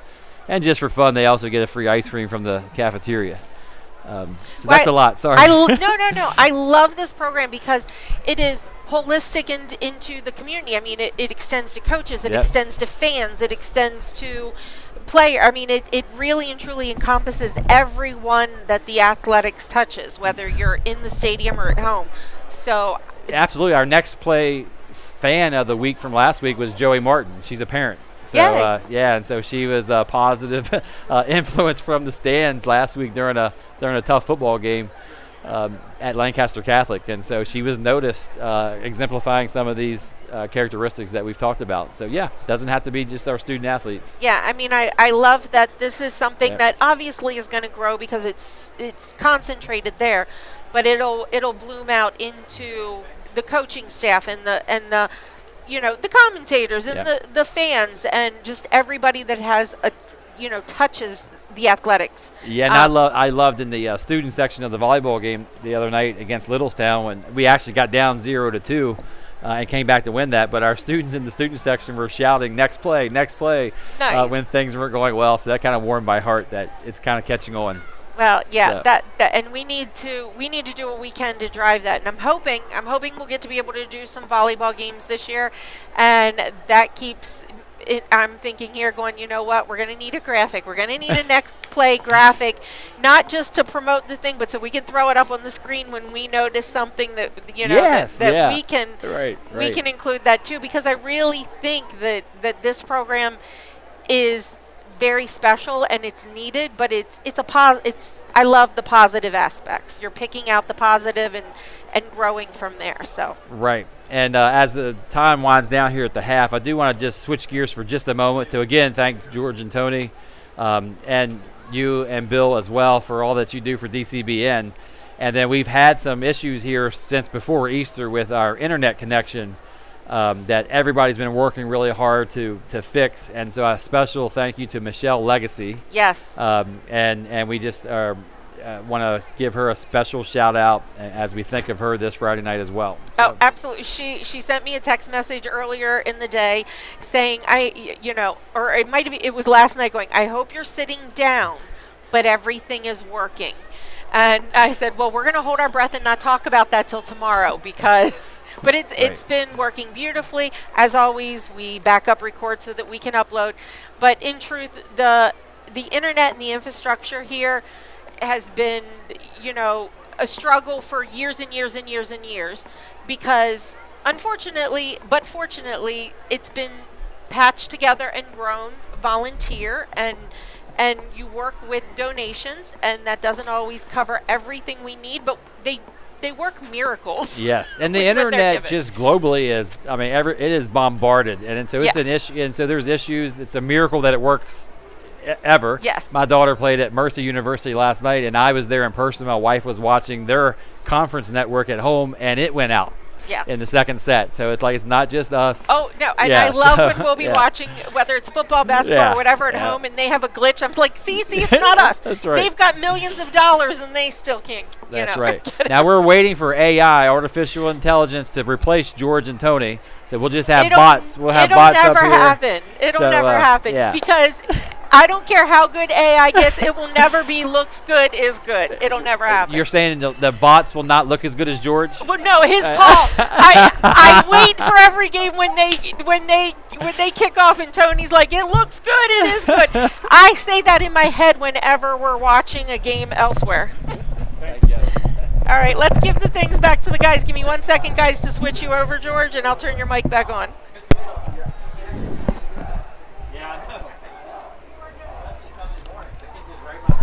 We good? We're good. And we're welcome back here. Let's recap the first half. Delone scored on a field goal, first play of the second quarter, 25-yard by Colin Redding. And Costello took it in from 3 yards out. Kick was no good. Make it 9-0. And then right at the end of the quarter here, Clemmer called a pass from Mitzel.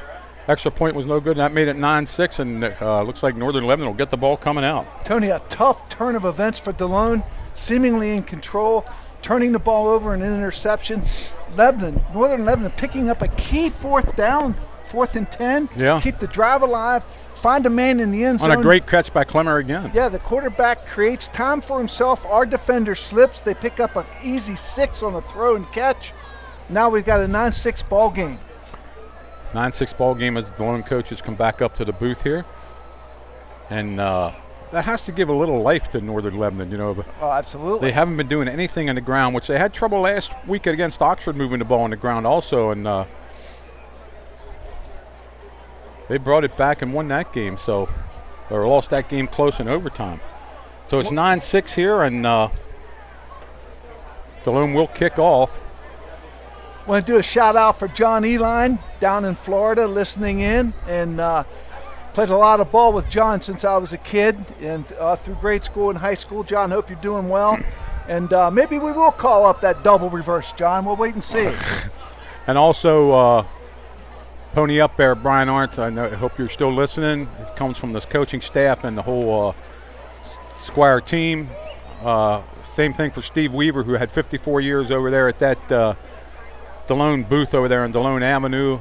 The ticket booth, not there tonight. He has some recent health problems. Get well, Steve. Wish you Get well, back to Steve. them Raven games. Saying hi to him. Marty Clunk down in Virginia, Buzz up in New Jersey, all our classmates Billy from Staub, back in the day. Billy Staub, who was home 2 weeks ago for a week from Texas. Might be listening in from down there in Texas. Bill, I hope you're doing well. Tony, let's give some credit to Brian Mitzel, number one. He created time for himself. Yeah, made great, a play. Great quarterback. He was just been a little high in some of his throws tonight, but he has been creative. He got dumped once or twice, but then hurried a couple times. Yeah. But on that touchdown pass, he made the play. Well, what kept that alive, Tony? A big key 4th and 10 conversion across the middle, picking up a first down, and then they convert, get 6 points. Yeah, and like the great catch on 4th and 10. Yeah. Clemmer made a nice grab there. He fought the Delone defensive back for it and came away with it. Let's see, Colin Redding will kick off here for the Squires. Back deep is Clemmer and number 13, Johnny Hilton. Tony, want to do a quick shout out to Coach Tom Staub. Yeah. Okay, Coach saw Tom him Staub. yesterday at the anniversary mass, 85th anniversary mass at Delone. Coach Staub, hope you're doing well. Hope you're listening. Well, here we go. Bob Lescalit and Anna Lescalit, my sister. He's a little bit of a hole there for Clemmer. We got a flag down here, though, at about the 32-yard line. Clemmer brings it back to the 40, but there's a flag laying at the 32-yard line. Might be a hold. That might have been Colin McMaster got held or hit in the back, Tony. I think this is coming back. Well, it's going to go back to the 32 and then have 10 more yards. So the ball will be at the 22-yard line to start here.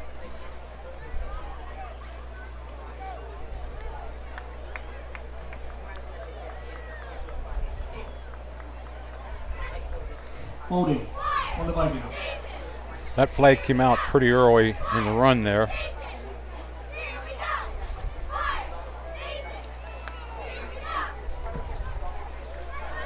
And that's where the ball's going to be, 22-yard line as Northern Lebanon, the Vikings, take over right there. Tony, I'm looking at Ryan Smulian, has played very well for us tonight, doesn't have his helmet on. Yeah, he doesn't have his helmet on. He came out of the locker room like that. He got shaken up a little bit one of the last plays there. Doesn't look like he's going to play in this second half. So that's 2 down out of the offense for the Squires. Plus, he's a defensive player too, isn't he? One of the linebackers. Yes, he is. Double wing, double split. Motion across. Up the middle. And I think that's number 5, Copenhaver, that carried the ball for 2 yards. Good job by the inside interior of that defensive line. Jake Vandergrift, last man off the ground, getting up. Brought down by number 59, Chase Martin. Okay. Chase Martin in there. Who'd they say carried that ball? Vinny Moyer, number 8, carried that ball. Rowan Neary in there. Good gang tackling. So that wasn't Copenhaver, that was Vinny Moyer. They said number 8 carried that ball. Want to get the names right here. Copenhaver's back out here at wideout now. They brought him back out to wideout. Quarterback fakes it and throws it. Ball was tipped.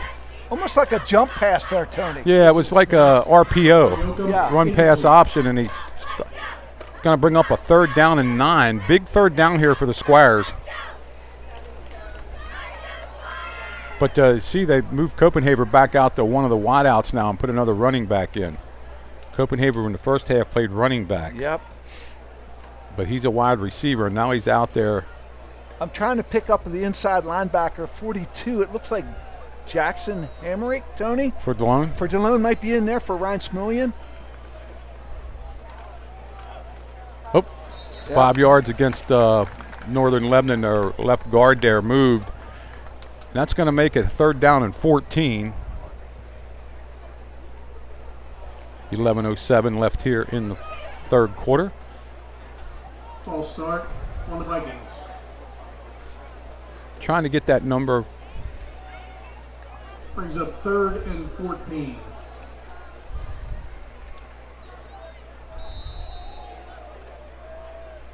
Falls on the 18-yard line.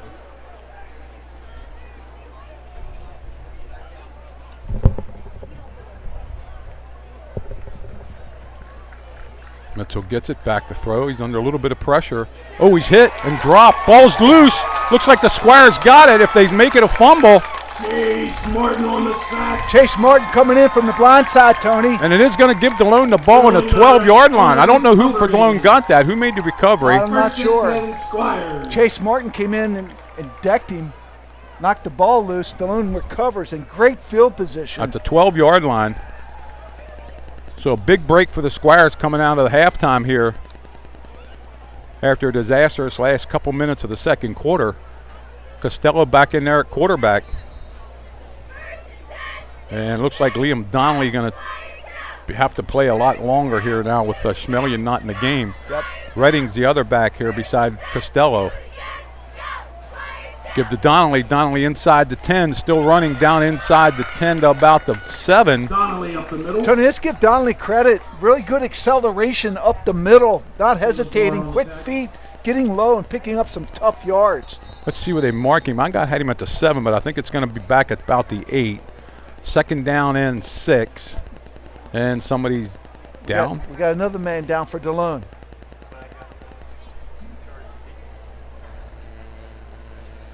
Squires have, but he's up.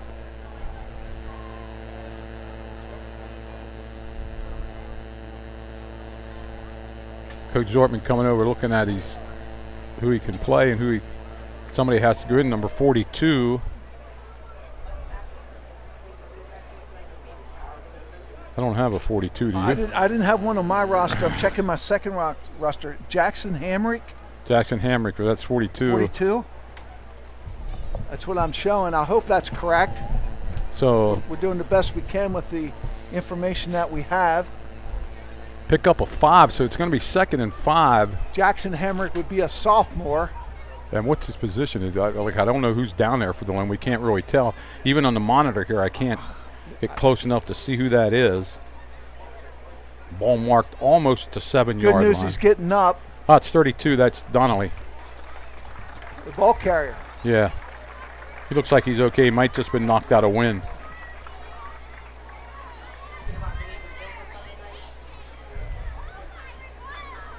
Donnelly gets his helmet back. Well, Hamrick went in on defense, inside linebacker. Now he's going back in the backfield. And you wonder how many reps some of these players have gotten to. Yeah, not many. Not many. You know, and then you're asking a few players to probably change positions. in midstream here. Okay. Costello has the ball. I'm looking for him to keep it here. Give to Redding. Redding makes it inside the 5. Pretty good push off the right side. It's going to bring up a 3rd and very short. See where they mark it. It's going to be very close. 3rd and 1. No time to get fancy here. Let's just grind this out. Get this first down. Yeah, 3rd and 1. Yeah, the fanciest play I want to see is a fake handoff and a quarterback keeper. I'd like to see a quick hitter here. Well, watch number 10 here in defense because he seems to smell out everything that happens. Well, looks like we're loading up on the right side there. Yeah. Chase Martin, Vandergrift. Let's see if we run off them off the right side. There he goes. Give to Redding. He got the first down. He might be in the end zone. Touchdown, Squires. Yeah. 3.5-yard run by Colin Redding with 9:48 left here in the 3rd quarter. Well, Chase Martin at right guard, Vandergrift at right tackle, Alex Lavelsberger at center, opening up some room there. Delone picking up a big touchdown here and responding well to that adversity that was staring them in the face there at the end of the first 15 half. to 6, and Coach Ortman's going to elect to kick the extra point here. Yeah, I like They're up 9, so it really don't help going for 2. No. So a turnover leads to 6 points for the Squires. Kicks, and that's not going to make it either. That's no good. It's going to end up 15 to 6. The extra point is no good. 9:48 left in the 3rd. Your score: Delone Catholic 15, Northern Lebanon 6. 15-6. Oh, Southwest has tied it up at New Oxford, 7-7. Bermudian 28-7 over Susquehanna. 21-7 Littlestown over Annville Cleona. 28-14 Eastern York over Hanover. 22-0 Biggerville. Looking good this year. 16-0 Trinity leads. 42-8 Spring Grove all over Cannerdale. And the Chargers lead the Chiefs 7-0 in pro football. Thanks, Luke. Sticking a pro game in on me. Down 2 starters on offense on the offensive backfield. We lost a quarterback and a halfback. Delone seemingly responding pretty well. And also we lost 2 guys on defense because they both played D. Yes. So what that's going to do, and well, you can't display that Northern Lebanon has lost number 25. Yeah. Also, he didn't come into the game tonight. But as we know, Tony, it's part of the game. Brady Ryan, it's part of the game. I think most of the night, if Delone can maintain a little bit of a lead, it's going to be the Colin Redding show if he stays healthy. Yeah. Redding to kick off. Again, Clemmer and Johnny Hilton deep. That's a long kick. Pretty good kick. Hilton at about the 5. Almost goes down, but gets his footing back. Got a head of steam. Has a little bit of head of steam, and he's still on his feet. He's going to be knocked down at about the 40-yard line, and he was a step away from going the whole way. Yep. Oh, we got the flag, Tony, in the back. Back at their 25-yard line. Do we got a flag there? Yeah, it's coming back. And we got a player down. Well, that's the runner. Right? He got his leg twisted around there at the end. Johnny Hilton, sophomore. Yeah, Hilton, a sophomore. He's and down. Let's hope he's okay.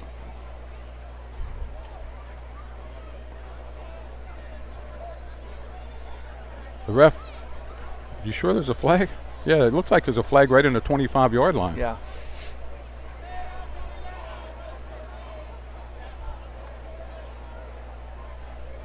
Holding against Northern Lebanon. That's going to take it to the 25 to about the 15, I would think, where it's going to be 1st and 10 for Northern Lebanon with 9:39 left here in the 3rd quarter.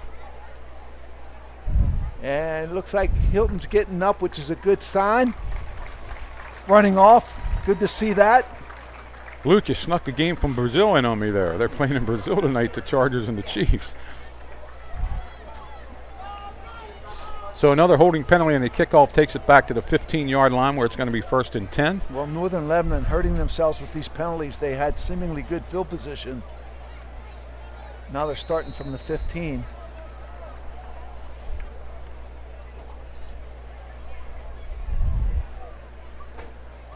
Delone up 2 scores again by 9, 15 to 6.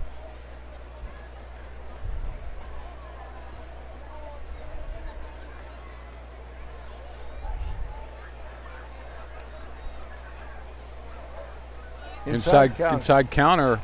Number 3 ended up with it. That was Jackson Bush, and he's not going to get anything. Jackson Bush on the carry. Took a page out of the Delone playbook there. They did. Colin Redding shooting in from his linebacker position, Tony. Holding that play for no gain. Crashing down hard. In fact, a little bit of a loss. No gain on the play, brings up 2nd and 10. 2nd and 10 for the Vikings. Clemmer comes out here along with number 5 now. Copenhagen playing a wide out now. Mitchell back in the backfield. He takes a snap, rolls out. He's under a little bit of pressure. Under pressure again, throws over the middle. Oh, he had number 10 breaking free there, Bruce Yoakum. 10 wasn't the intended receiver. No, but he was open. It looked like the ball was going to go into his hands. If it does, he goes all the way for a touchdown. Looks like Donnelly's back in the game here, George. He just came out again. So is that 32? Yeah, Liam Donnelly back playing now. 3rd and 10, big 3rd down here for Northern Lebanon. Looks like Cody Zortman's in there at defensive back, Tony, on this corner, number 13. Yeah. He's a senior. He has Clemmer. Yep. Ball's fumbled a little bit. Looking downfield, has a man deep. Way long. Good job by Colin Redding running with him, Tony. Yeah. Good coverage. Going to bring a 4th down and 10 up, and they're going to have to punt this ball away. Trying to get the ball to Copenhagen. Good coverage by Redding. Not bad. The front 4 of Delone's doing a great job getting a little bit of pressure on Mitchell. Yep. Making him hurry his passes. But you're right, it was good coverage there. Delone is that Donnelly back? I'm not sure. It is Liam Donnelly back again. High snap. Donnelly makes the catch and goes right down. Good job at the 42-yard line. Just covering up at the 42. Smart play. Not trying to do too much. So Delone has great field position to try to add to this lead here with 8:36 left in the 3rd quarter. 15-6. We hope people are enjoying the broadcast tonight. Thanks everybody for the great job of getting us on the air. 1st and 10, Squires at the 42. Well, by 9, Tony. You got the ball here. Your defense, great defensive stop. Let's turn it over to Homer, Aquino, Lavelsberger, Martin, and Vandergrift, that offensive line. Let's see if we can get some push, pick up some 1st downs here. Yeah, and Donnelly's back in the game. Actually, McMaster's in there slot now, too. McMaster across the backfield. Fake. Kept by Chris Costello, and he got what? Down. And that's probably his comfort level there, Tony. Yeah. That type of play. He's more of a running quarterback, and he eases into the offense easily. Well, let's give him 6 yards. 2nd down and 4. 2nd and 4. All we want to do is manage the game, not turn the ball over, pick up 1st downs. Well, it's a field position game now. It is. I mean, even though we're only in the 3rd quarter, we got to keep the ball on this end of the field. And I'm sure Northern Lebanon hopes we turn it over again.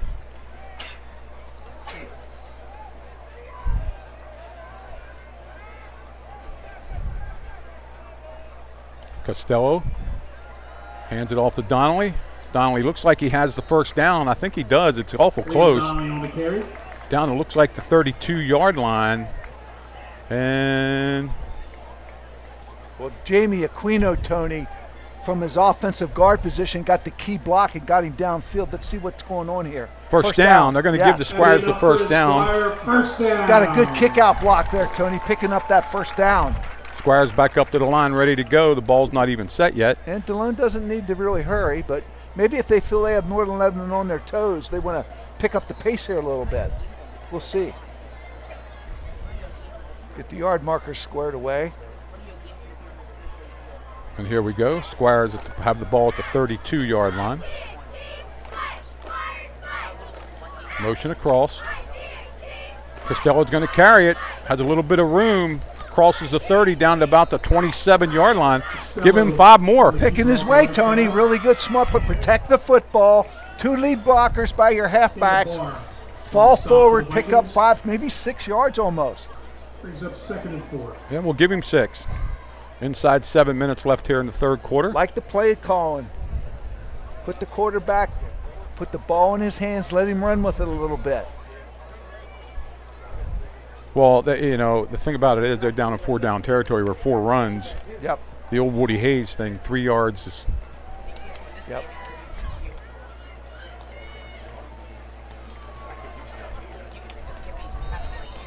Oh, we have motion there in Delone. Yeah. 2 guys moving at one time. That's going to cost them 5 yards and bring up a 2nd down and 10. Colt McMaster coming in motion. Yeah, he came in motion a little too quick. That's going to move it back to the original line of scrimmage and make it 2nd and 10.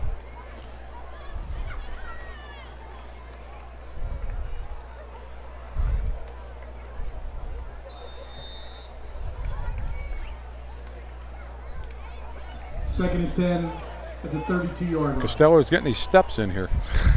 Yeah, he is. Coming, getting the play, going back into the huddle. I like what Delone's doing here, Tony. Chewing up a little time. Running the ball. Let's see what we can do here. Slot left. Redding in the backfield. Quick throw out. It's all going to be close to the 1st down. They're going to bring up a 3rd and manageable 1 now. Yeah, now, Tony, you're right. We're down into 2-down territory now. That was to Donnelly. 3rd down and let's call it a long 1. 3rd and 2. 2 downs to get this here. Yep. Number 15. Jensen Emlich going back in there. Chris Costello gets the call and goes into the game. Bet he never dreamt last night he'd be in here quarterbacking. No, probably not. 5:30 left here in the third quarter. Squires up 9. Costello has 2 backs in the backfield, Donnelly and Redding. Gives to Redding. Redding finds the seam. He got the 1st down down to the 25-yard line. I like the call, Tony. Getting up in there. That's enough for another Squire 1st down. Down to the 30-yard line, 1st and 10. Maybe just shy of the 30, but it's enough for the 1st down. I like it, Tony. Running behind Jamie Aquino and Jackson Homer, freshman at that tackle slot, picking up a key 3rd down. Did 27 go back in there? Smirlin's back in. 20. Oh, okay, that's not Smirlin. That's 27. Rowan Neri. Yeah. He goes in motion across. Ball's loose. Just fall on it. Good job. That ball hit the motion man? No, I don't think so. I think it was just a bad snap. Unless it hit the motion man's butt. Did it hit the motion man? I think it did, didn't it, Mike? Loss of about 10. Brings up a 2nd down and that's the quarterback cadence. Yeah. Making sure you give enough space to your man in motion to get past. 2nd and 20. The clock keeps running. We're down to 4:20 left here in the third quarter. Yeah, it did hit the motion man. Yep. Brings up 2nd and 21. Did it catch him on the rear as he went by? Good job by the quarterback Costello, though, just falling on that ball, not trying to do too much with it. No. They got it at the 32. Let's see what happens. Back to throw. A quick one to number 5, O'Brien. O'Brien's not going to go anywhere with it. And we're lucky that wasn't picked off. Flag on the play. Flag on the play. I don't know what this is. Something happened after the play, I believe. Could be a personal foul. On who? I looked away. I did too. It's really a late flag coming in, right, Mike? Well, it looks like Delone's backing up. Yeah. I mean, well, Delone shooting themselves in the foot, having a good drive here. Dead ball foul. Personal foul. That's going to be a down, too. Delone Catholic. That's a 15-yard penalty. Going to take it back close to midfield. Bring up a 3rd and long.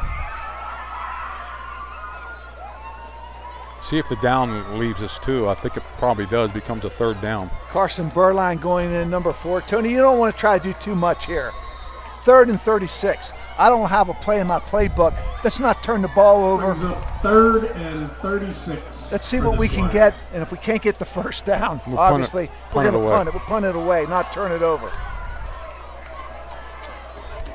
But Delone having a nice opportunity there.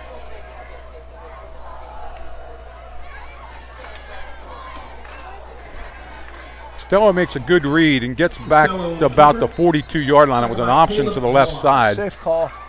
He wasn't going to pitch it. Guy down for Northern Lebanon in the backfield there. Delone down at the 42-yard line. But Delone had that ball down to the 20-yard line, Tony. 1st and 10. Committed some penalties, hurting themselves and taking this drive away. Yeah, and then had to fumble, but if they can get a decent punt here, they still keep the field position in their favor. Now this looks like cramps too for the Northern Lebanon player that's down. 15-6, the Squires, 3:14.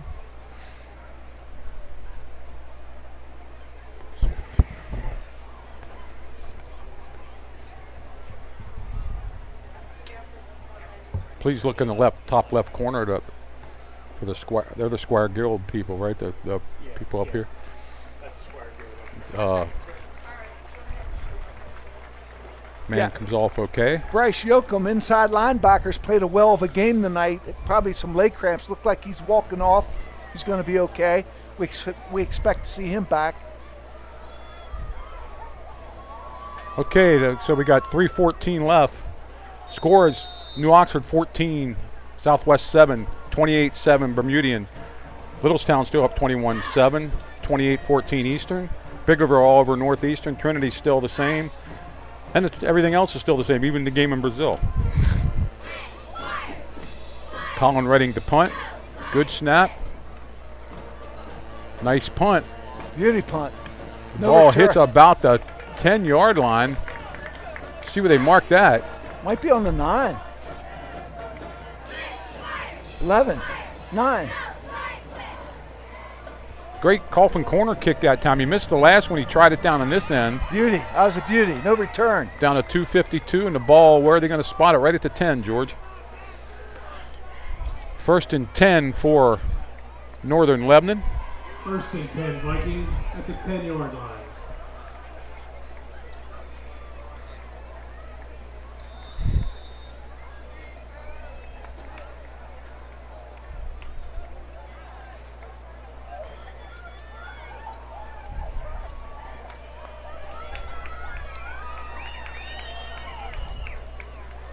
The handoff up the middle. Gang tackling. Not going anywhere. It looked like they lost a yard or got right back to the line of scrimmage. Copenhagen off the right side. That was Copenhagen back in the backfield running that ball. Delone getting a lot of defenders. 2nd and 10. Getting a lot of defenders around the ball carrier. Good gang tackling. Doing a much better job this week than the previous 2 weeks. Let's give a nice warm welcome to the junior band who is performing tonight with the Delone Marching Band. 2:15 left here in the third quarter. 15-6. Delone has the only score in this quarter. A lot of people over here to the left side. Motion now. Quick pitch. Toss. And there's a flag late there. That might be a block in the back, Tony. With the guy coming back. Yeah, it might be a block in the back. We'll see.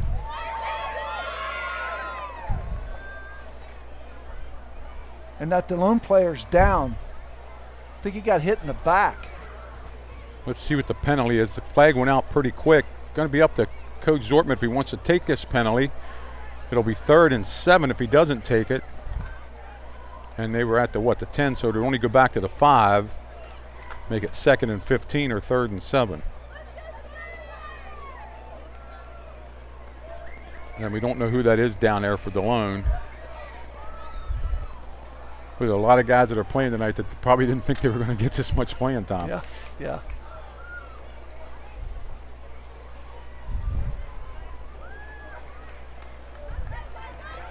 Remember, you can text us here if we can. Smoyan, I guess, isn't it? Number 32. Is that? No, that's Donnelly again. Second time he's been down. Yeah, I think he got hit from the backside. Well, let's see what the penalty is. Coach Stahl wants to decline it. He wants to bring up a 3rd and 7. He wants the down.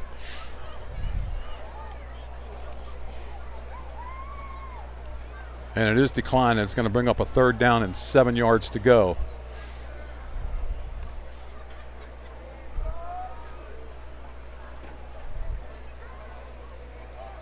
So they tried to get Johnny Hilton wide. Trips over in this side. Let's see if that defense can bring some pressure on the quarterback. That's going to be key here.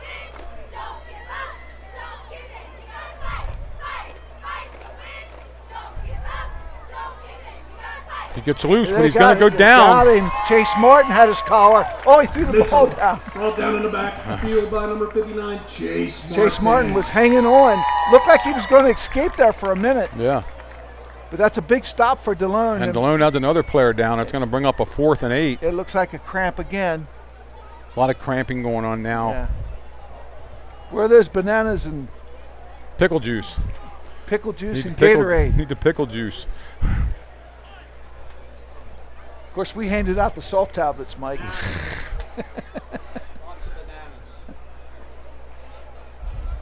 Well, big stop for Delone, Tony. Yeah, big stop, and it looks like it's going to bring up a 4th and, well, it's almost 10. Yep. They got him back to the line of scrimmage, the original line of scrimmage, with 1:36. And if Delone don't muff the punt here, they ought to be able to get into the 4th quarter with a 9-point lead. Yeah, a lot of pressure coming from that defensive front on that play. They were bringing it. They were coming strong.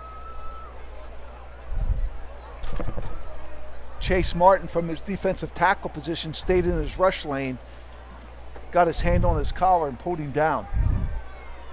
You know, it was pretty, I was trying to watch the coverage there too. It was pretty decent coverage.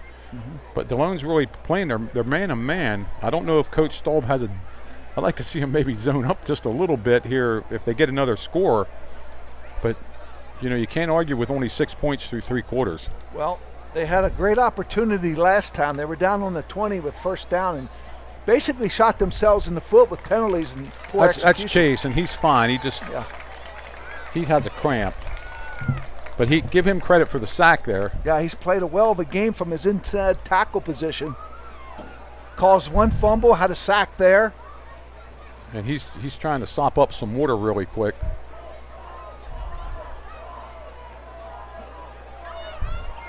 Well, again, Donnelly's back here at the 45-yard line. So Delone, like I said, if everything goes right, we'll have the ball in Northern Lebanon territory again.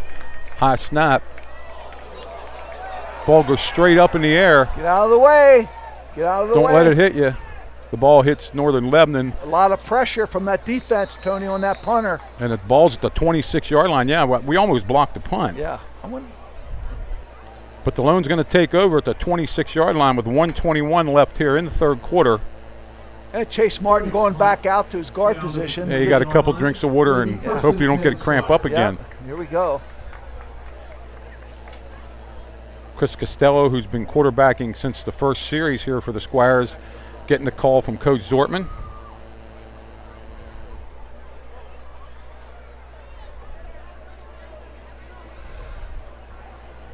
And this whole game's been played down here at this end of the field, and Delone has to make something happen. They got to get something to show for it. Had too much good field position to come away empty. Need to make something happen right here. Yep, both backs in the backfield along with Costello.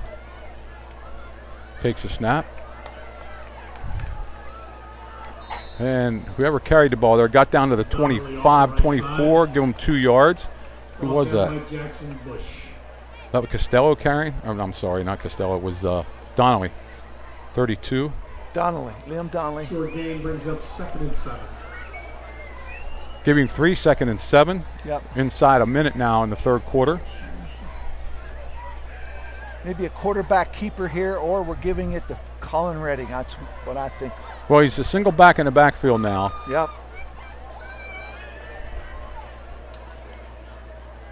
Give to Redding. Cuts it up. Has a little bit of room. Gets maybe 5 yards before he's knocked down at the 20-yard line and bring up a 3rd. No, I'd let the clock run out. Yeah. And that's what Coach is going to do. He's going to let the clock run out. So that's going to be the end of the 3rd quarter. 33 at the 21-yard line. It's going to be 15-6 here at the end of the 3rd quarter, and we'll go to the other end of the field, and Delone will be facing a 3rd down and 3 from the 20-yard line. I'm sorry, the 20-yard line. They've got 2 plays to pick up this first down, Tony. They're not going to try a field goal. No, I don't think so. Not looking. Not the way the 2 extra points. At the end of the quarter with your score, Delone Catholic 15, Northern Lebanon 6. So we go into the last quarter here, and this is where conditioning and everything else pays off. I mean, they're drinking a lot of fluids out there, both sides.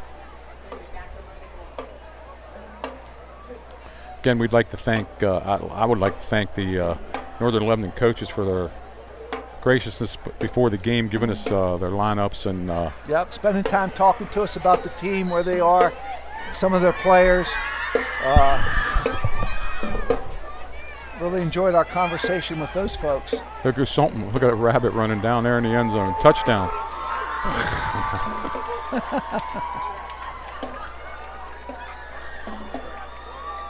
And here comes our third quarter tradition. Pony up there down there in Baltimore, Brian Arntz. Delone band coming down, part of the band coming down front of the student section. Yep. At the start of the fourth quarter. Ball right, boy, that nose is right on the 20-yard line, isn't it? Got to get down to the 17 for a first down. Start of the fourth quarter. Delone 15 looking for their first win of the year.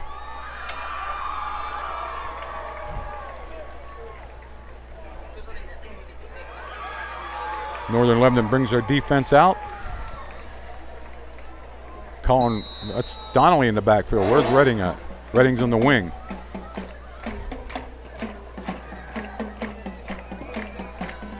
Double reverse. Going to be back to the 20. It's going to be back to the line of scrimmage. Going to bring up a fourth down. Bryce Yoakum from his inside linebacker position smelled that out, number 10. Rabbit's still running down there in the 10-yard line. Somehow got to get a hat on him. He's busting up a lot of plays.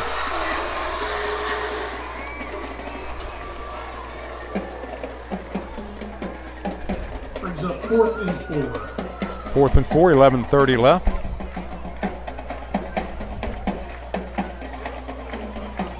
Had the ball a lot, Tony. Just haven't had anything to show for it here. Well, the only touchdown here. I'd call a timeout, Coach. You're going to get 5 yards.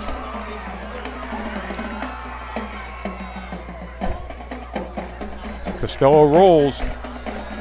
He's going to run for it. Good decision. Good decision. He has the first down. Good decision to run for it. He saw the flag and he put his head down and got to the flag and a little bit more. Yeah, good decision.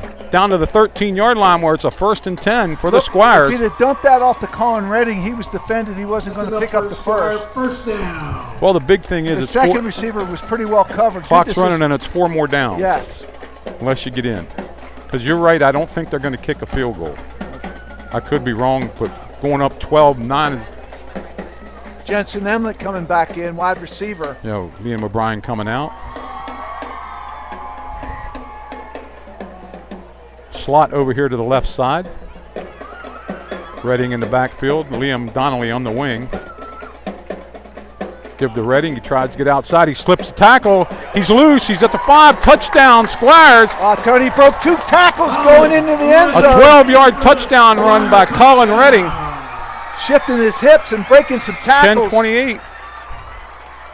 And once he turned upfield, Tony, he went north and south and got into the end zone in a hurry, and that is a big run to stretch this lead to 21-6. Now I might think about, well, actually, an extra point puts you up 16, 2 scores and 2 two-point conversions. Well, you've been struggling with these extra points. Are you thinking about maybe going for 2? You kick the extra point. Well, you kick the extra point to go up 16. I would. That way, I agree with that. 2 touchdowns and 2 extra. Okay, we can do this because he kicks off so well. Snaps back.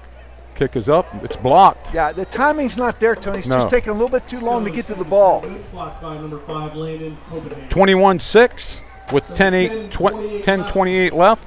Squires have a 15-point lead. Northern Lebanon 6. I think he's just taking a little bit too long to get to the ball. So the Squires do take advantage that time of the field position and make it 21-6. And they have 12 points since halftime and has held Northern Lebanon. 7 times 10. Put it back on the 7s. So we missed 3 extra points, but made a field goal. So that's right. You got to go by the 7 times table here when you play football. For Union Springs 28, Susquehanna 7. New Oxford 14, Southwestern 7. Figuraville 36, Northeastern 0. And Littlestown 21, Angel Clean 7. I'm looking over Reading those will kick numbers, off here. over those numbers out there, Tony. Yeah. A lot of different numbers out there. Yeah. Colin Reading approaches the ball. That's Clemmer. Coming this way. That's not Clemmer. That's Johnny Hilton on return. Hilton. Johnny Hilton. Brought down by Carson. Going to be knocked down at the 20, so that a really bad kickoff turned into a good kickoff. Got back to the 20. Tony, just to give you an indication of how many people were trying to get into this game on special teams, Brooks Bowser, 53, freshman on that kickoff team, trying to get players in there to give some of these starters a blow, at least for a few minutes. Well, Liam O'Brien's not in there in defense right now. He's out. 21-yard line. So let's see what Northern Lebanon goes to here with 10:20 left. Important for Delone to stay in their rush lanes to put pressure on his quarterback and contain him in that pocket.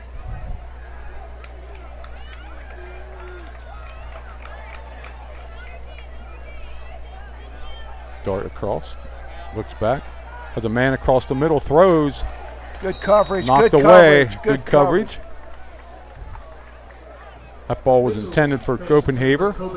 Chris Costello broke that by up. number 18, Chris Costello. Good coverage, breaking on the ball. 2nd and 10. Brings up 2nd and 10. Keep that man in front of you. Don't let him get behind you. Trips over to the left side, I'm sorry. Tight end over this way to the right. This is long down the field. It's caught. Number 10 has it. He's going to go in for a touchdown. That's going to be an 80-yard touchdown pass. Pass complete to number 10, Bryce Yoakum on an 80-yard touchdown pass. Yeah, what you want to do, Tony, is just keep that man in front of you. If he catches it, tackle him. You can't let him get behind you. You can't let him get behind you.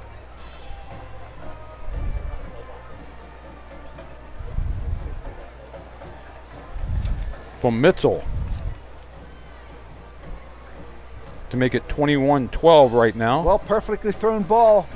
They're going to kick the extra point. Yeah, perfect. It was a perfectly thrown ball.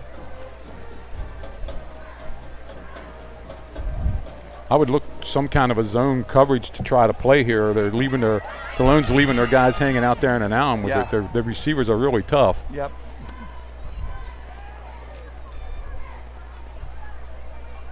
Johnny Hilton for the extra point. High snap.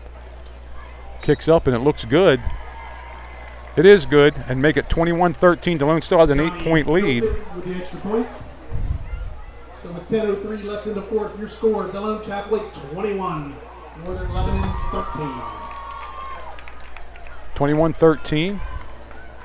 Okay, Delone's got to pick it back up. Delone has 10:03 to kill here with an 8-point lead. Plenty of time for both teams.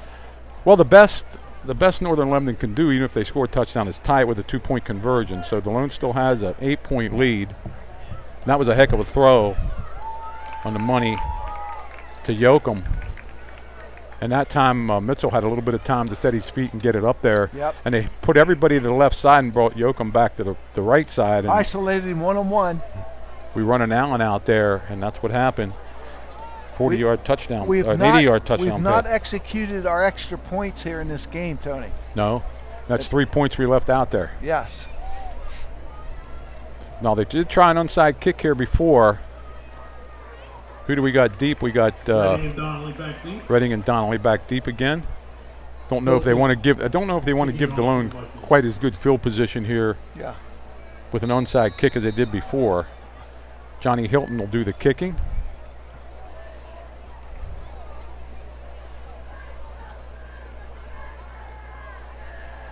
Hilton approaches the ball. Boots it deep. Ball's caught. Back up to the 15, the 20. Reading up to the 25. Still on his feet. Good return up to about the 27-yard line. That's what Delone's going to take over.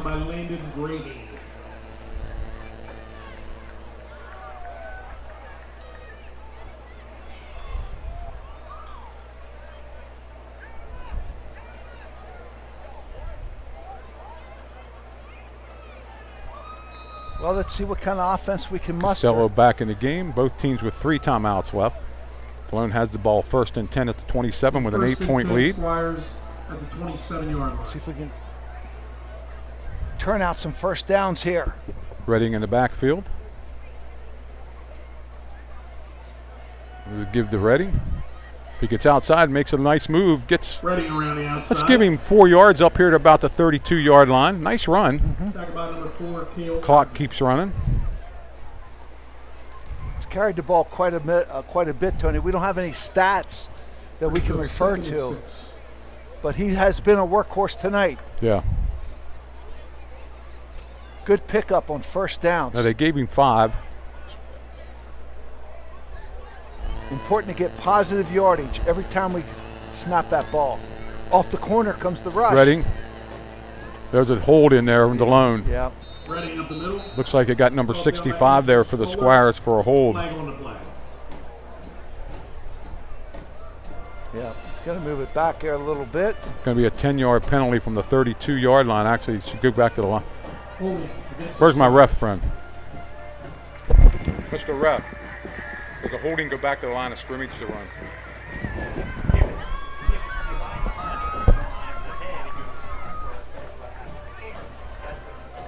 10-yard penalty.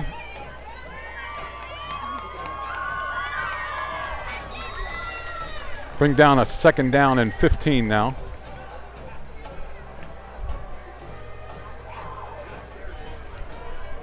Was a 10-yard penalty from the last place we had the ball.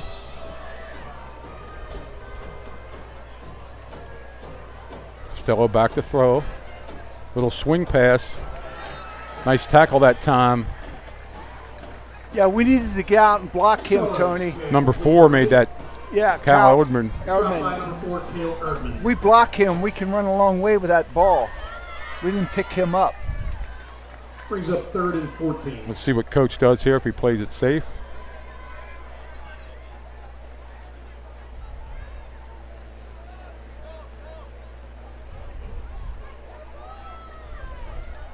Bryce Yoakum's back in the game for Northern Lebanon, number 10. He had some cramps earlier. Good to see him back in. Well, he caught the touchdown pass. Yeah.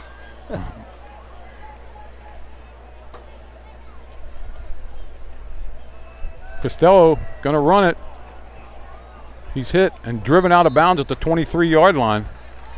That's going to bring up a punt. Under 8 minutes left to go here. Delone will have to boot this away now. Down by number 56, Caleb Barr. Yeah, good play though by Ryan Clemmer, Tony, from his corner position. Busted that play up. Didn't make the tackle, but he blew the play up.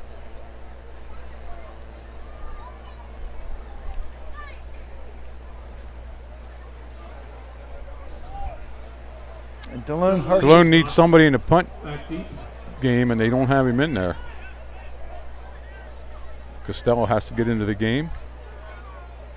Delone has hurt themselves with numerous penalties. Fair catch. Northern Lebanon's going to take over at their own 48-yard line with 7:15 left. Down 8. Brings up 1st and 10. See if we got something from around the leagues here. Southwest New Oxford 14-7 in the 4th quarter. Bermudian 28-7. Littlestown over Ambro Cleona, and Eastern York beating Hanover. 36-0 Big River over Northeastern. Trinity all over Big Springs. Cannondale big, or Spring Grove big over Cannondale, and the Chargers and Chiefs are 10-3 in the 2nd quarter. Where is that Chargers. Southwest New Oxford game at? At Southwest. Okay, here we go. 7:15 left. Almost at midfield of the Vikings of Northern Lebanon. Quarterback's going to take off here himself. He's hit, and he gets maybe 4 yards over the 40, up to the 49-yard line. And a lot of interference in front of him there, but good job by Colin Reddy, turning him back up inside. Holding it to a 3-yard gain. 2nd down and 7.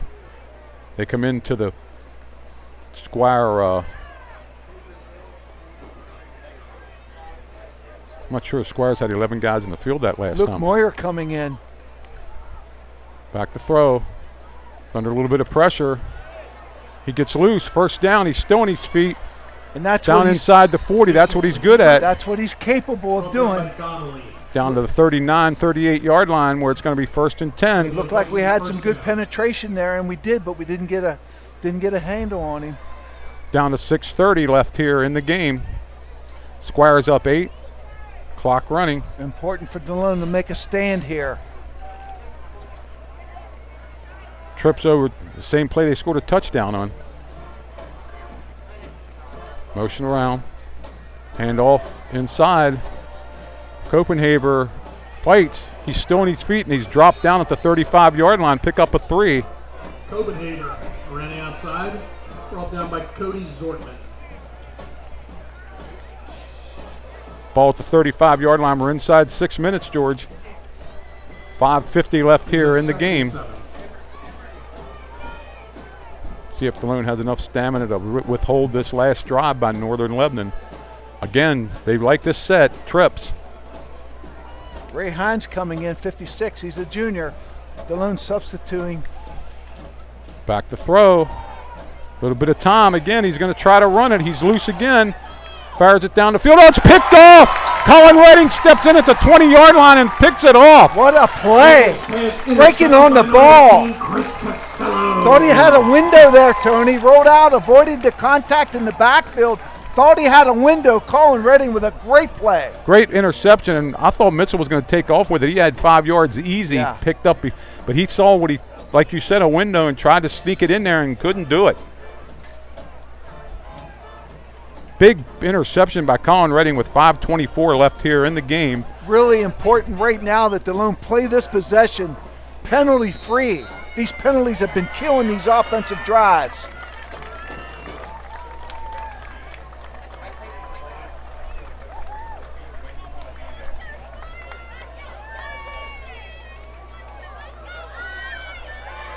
Give to Donnelly. Donnelly off the right side. Lunges for that last yard. Yeah, looks like sometimes our halfback is leaning forward before the ball snap. It's real close. Give him 4 up to the 24-yard line. Clock running. We're going to be inside 5 minutes before this next snap goes. Positive yardage on first down, 4 yards. 2nd and 6. That's a good sign. I would think after another, if Delone does get another first down, they're going to have to start. Northern Lebanon's going to have to start using timeouts if we can flip the field position here. Give to Redding. Nice move. Gets up close. Going to bring up a 3rd down, maybe 2. Redding up the middle. Gets it up to about the 27.5-yard line. Good disciplined run, Tony. Not a lot there. Getting up inside, getting what he can get, making his 3rd and 3. A big call here for Coach Zortman. Brings up 3rd and 3. Well, I think you put it in Redding's hands, or you let your quarterback on an option play to maybe the corner. Yeah, the option play picked up 5 earlier to the wide side. I think Coach Zortman likes to keep it coming into his bench here. Well, wherever number 10 is, well, Redding's out on the wing right now. Get a helmet on him. Comes around.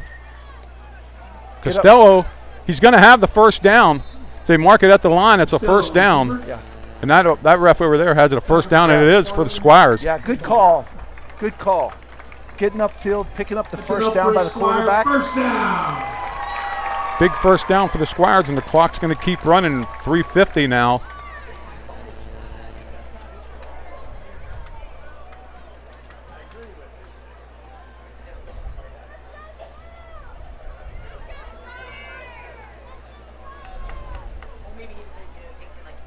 .330 left.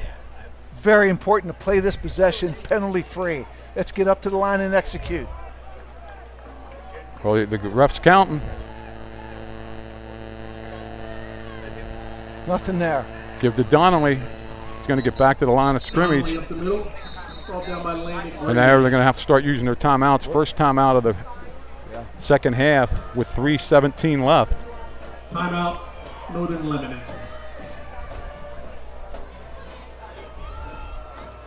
Ball right on the 30-yard line. Going to be 2nd and 10 with 3:17 left. They have 2 timeouts left. Well,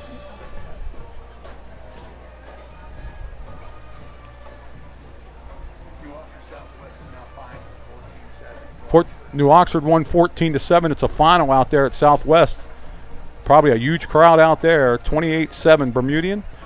Littlestown 21-13 over Annville-Clona. That's a final also. 35-14 Eastern York beating Hanover. Biggerville. Twin Grove 61-8 over Cannondale. 23-8 Trinity over Big Springs. Thank you. 2nd and 10 here, Tony. I like keeping the ball in the quarterback's hands on the corner. That's one call. Well, I don't think I'm throwing the ball. No, we're not throwing the ball. No. Or we give it to our workhorse, Colin Redding, and see what he can do. 2 backs in the backfield now with Costello. Give to Redding. Redding finds a little bit of room. Up over the 35 to about the 36. Well, Northern Lebanon stacked that line, Tony. He found a crease, picked up good yards. And Northern Lebanon's not going to call a timeout here. No, they're going to see. 6 brings up 3rd and 4. Under 3 minutes, it's 2:59. If Delone can get a first down here. Play call goes in. There's nothing to say you can't run the same play twice in a row.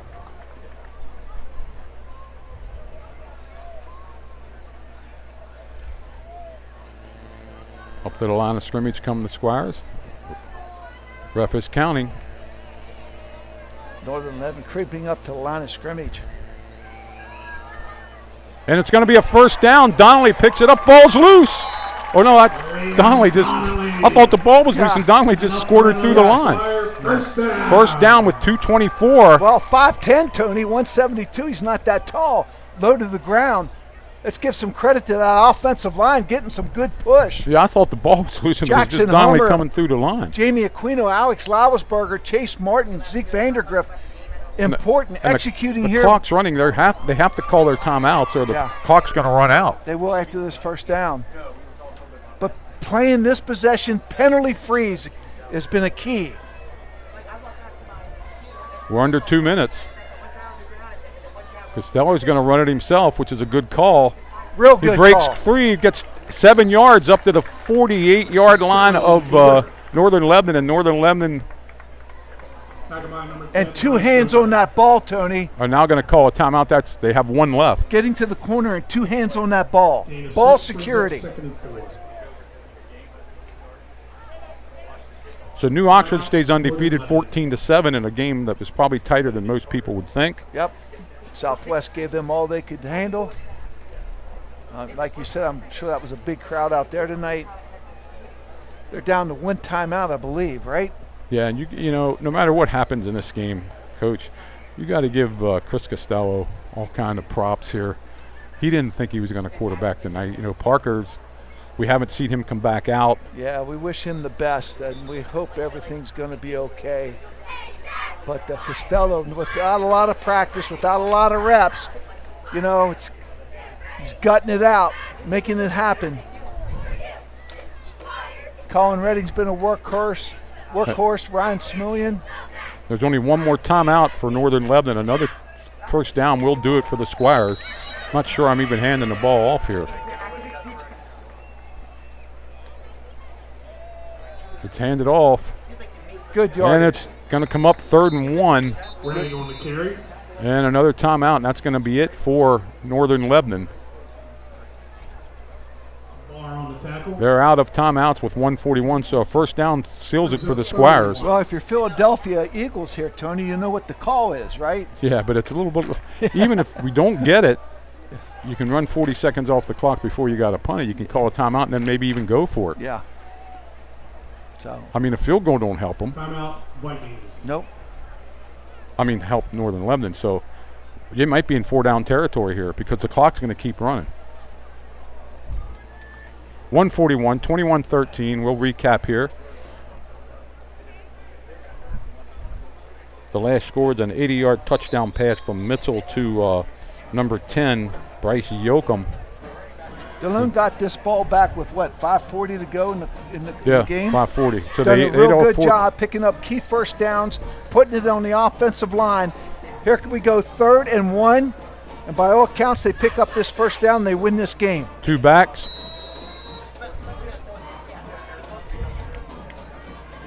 Costello's going to run for it. It's going to be awful close. It's going to be real close. Delone on the keeper. If coming in where this guy's coming in, it's not going to be a first down. No, it's not. It's going to be short. I think you still go for it.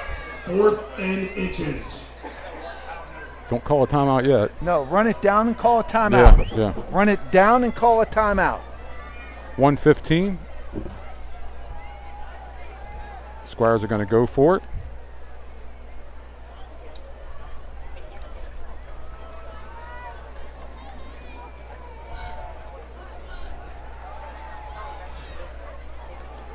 Oh, yeah. There's the play. That's the first down. Oh, they can't do that in high school football, I don't think. Flag on the play. Can't do what? The bush push.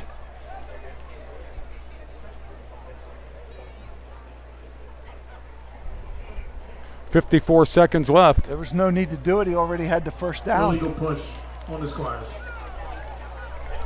We're watching too much TV.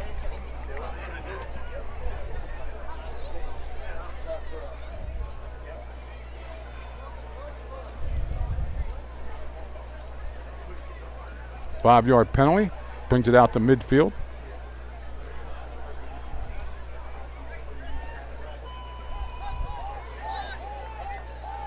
Oh, wow, they're going to punt.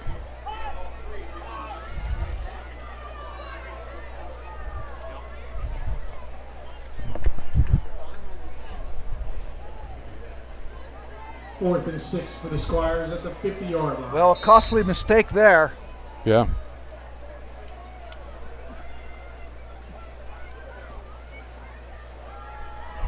High snap. Redding brings it down, boots it long. Clemmer calls for a fair catch. Fumbles. Oh, we just should have fell on it instead of trying to pick it up. Yeah, just fall on it, not pick it up. 43 seconds left. Jump on that ball. 21-13. No need to try to pick it up. No timeouts left for Northern Lebanon. 3 for Delone.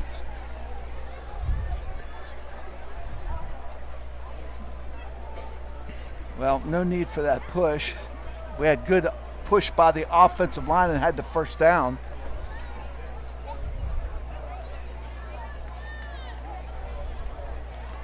Let's see if Delone gets a safety in the game.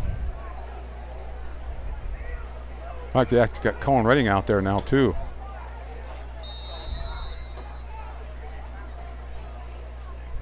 Let's see if we can get our front four and get a good pass rush by the front four.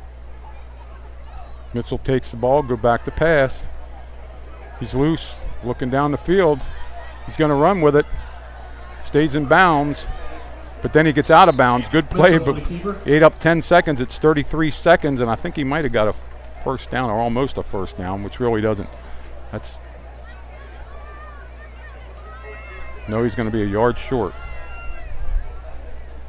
Chase Martin got in there, put a lot of pressure on him, forced him out of the pocket. At the 24-yard line. But it would have been nice to tackle him in bounds there. But I'm like you, Tony. I want to make sure I have a safety back here. Yeah. Playing center field.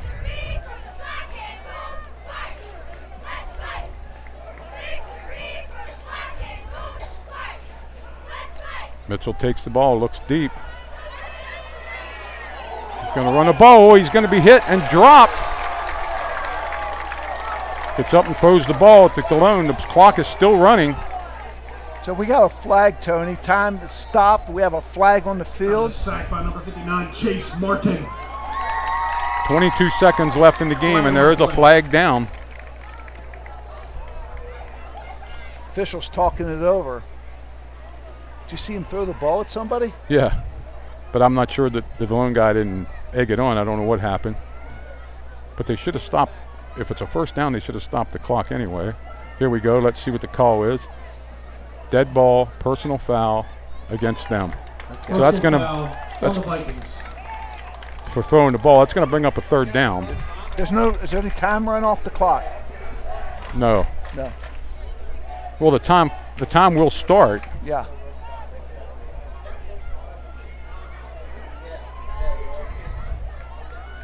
Well, it's another sack for Chase Martin, Tony. Brings up a third down also. 2 sacks. It caused the fumble tonight so far. in numerous other plays, played a well of a game from his defensive tackle position. And Delone's front four has really shown up tonight. Yeah, the clock runs.